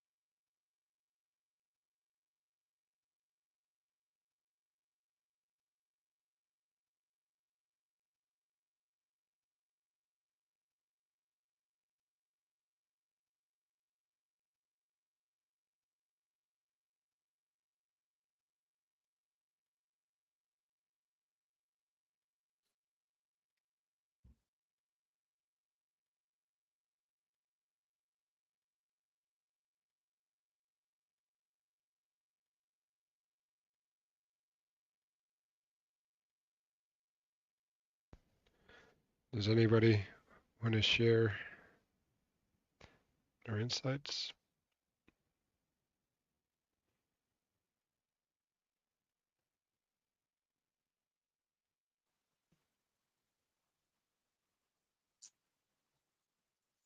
And I was thinking there was a thing Mark said earlier about you start by supporting the things that are above you, and that's very closely related to looking up there. That's close to where your telos should be there, and it's a thing that a lot of people ignore or try to rebel against in flat world thinking, which is very prevalent. So I think something that I was kind of, as I was just kind of thinking about this particular book club session itself, I definitely felt the sort of like press for time type of thing. Like I was thinking about the structure of the actual thing, because I think we, in a sense, we skipped a few paragraphs. Like there was a couple, like 2 or 3 sections actually that we kind of skipped over, but at the same time, like I wanted to kind of support the speed at which we were going through the stuff, because I also realized, like, as we start to kind of do like the reascending out of the wandering that we were doing, which was necessary for the exemplification of the chapter itself, I think, that as we're kind of going out of that, there is a necessity to kind of get back on track and like to kind of bring things to a reasonable conclusion. And with respect to some of the stuff that, like normally I have stuff to do right after these book clubs most of the time. So I was also kind of planning that out, where it's just like, well, if I pump the brakes here, we will go for another 2 hours. And it's just like, and you don't want to get stuck in a dream state. Like that is Right. a big problem as well, is that, and that's a big problem with the dream interpretation, as we kind of mentioned before we did the reflection, that you have the issue of setting that intention or having a telos that you're following.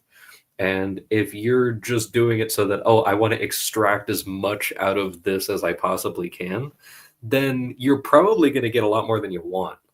And it's funny because the stuff that we kind of glazed over included like a lot of these encounters with the foreign and stuff like that. And I think a dream that you have that doesn't have those elements is actually pretty good. And like they're not necessarily bad if you have that, but there's a certain advantage to getting past that. So in a sense, this Right. was a good dream, and that's I'm satisfied with that. Well, yeah, that's amazing because that fits kind of right into what figured out. So, um, like, what is the means to participate, right? Like, well, either you stand for something, right? So then you erect your own standards, and or there is a clear calling, right? That structures everybody's participation, right? Like there's just a demand from whatever source, it doesn't even matter, right? But that's an external authority. But then there's this third state, right? And this third state is where there's no established purpose. And this is where people take a stand, right? So then things can revolve around them or whatever. But that's not the right reaction. And I'm like, well, what is the right reaction, right? So I came up with love, but then it's like, okay, like how's that helpful, right?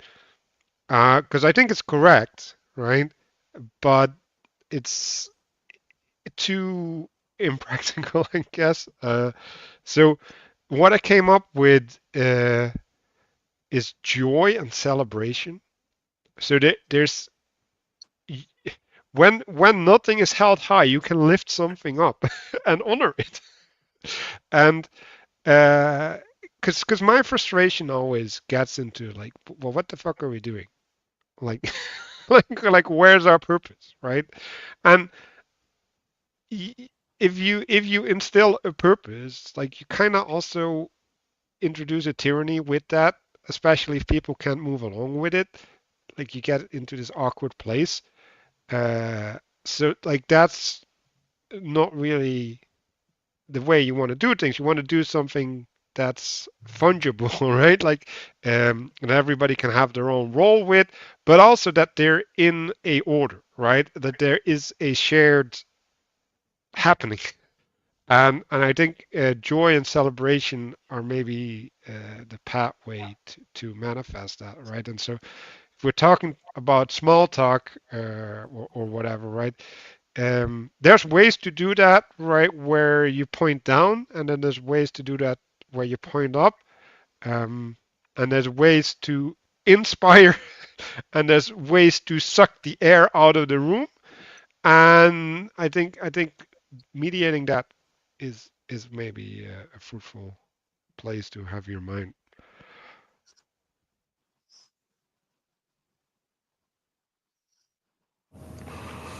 I guess one thing just on the theme of imagine being behind the wheel. I mean, I was thinking about you always choose what's best, and repeated error or behavioral error which could take many forms. Whatever it might indicate that your map is wrong. But when thinking about like pulling out of a dream state, like when thinking of something like AA, like there's a religious transformation. Like one of the first steps is admitting the problem's bigger than you and surrendering your life over to something. Right, and this process works, about as well as anything else could. And part of what happens when you listen to the stories of these types of things is that people begin to see the cost of things, and they spontaneously rewire, like when they decide to. I mean, oftentimes these stories, people say they try all these different methods, and then one day they get this fire and they have this substantial perspectival change. But a lot of that is, they start to maybe see the thing as disgusting now or something like that, right? So part of, anyway, what comes to mind is when looking, whether it's an I do the things I hate thing. Like this morning, I set my alarm for 6 a.m. and apparently it didn't get set, and I woke up at 7:40. So I was wrong. I was off a little bit, but like if I'm looking at like a behavioral pattern, like at some point I need to ask myself, like, is this behavior, anyway, to challenge the map. I'll just leave it at that. Yeah, I want to add to that you also have to plow the field, right? You have to make a place for these mental shifts or whatever to happen. And if you don't do that, then they won't.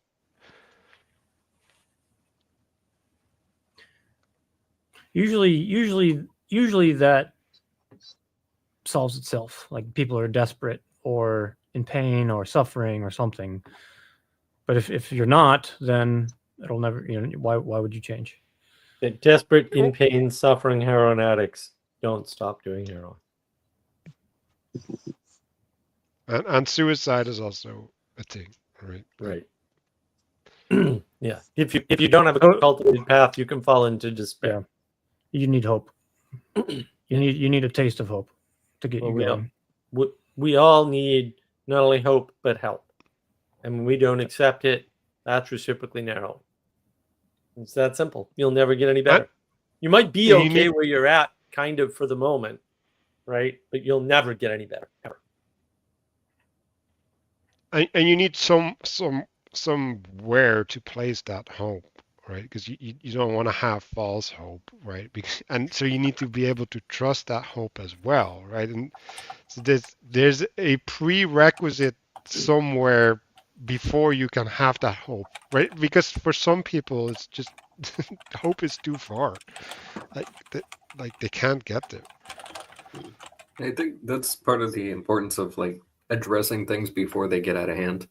Because you see some of these things, like those guys that they wind up like 600 or 700 pounds or something like that, and then they go and they start exercising and doing all that, but then they have a heart attack, and it's like, well, like if.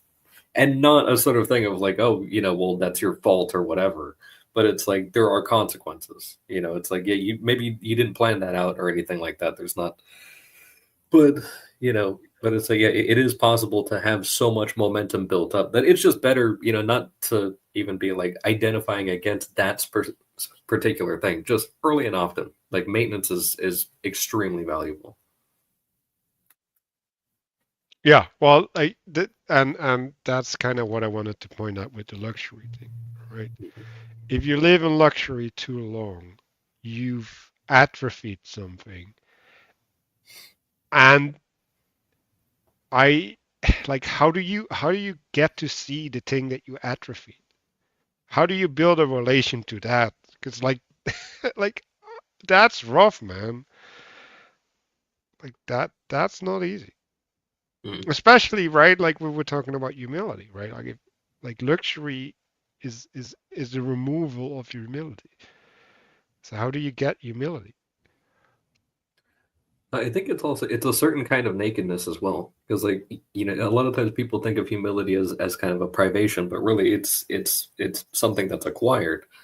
And I think of the especially specifically with like the atrophy thing, that if you have people who are living very luxurious lives, you think of someone that's living in like a very expensive penthouse apartment or something like that, that you wind up having to go back to the thing from the previous chapter, I think, where you're artificially rectifying a certain nakedness. So it's like, well, now you need like a dedicated gym on your floor or something like that. Like Yeah. now you need to actually occupy an entire room in your house to a home gym or something like that, in order to rectify the nakedness of, oh, I'm not doing things to actually upkeep this thing naturally. Yeah, I've had the thought, right? Like all these people doing sports, if that work was actually work, like like how would society look like? Hmm.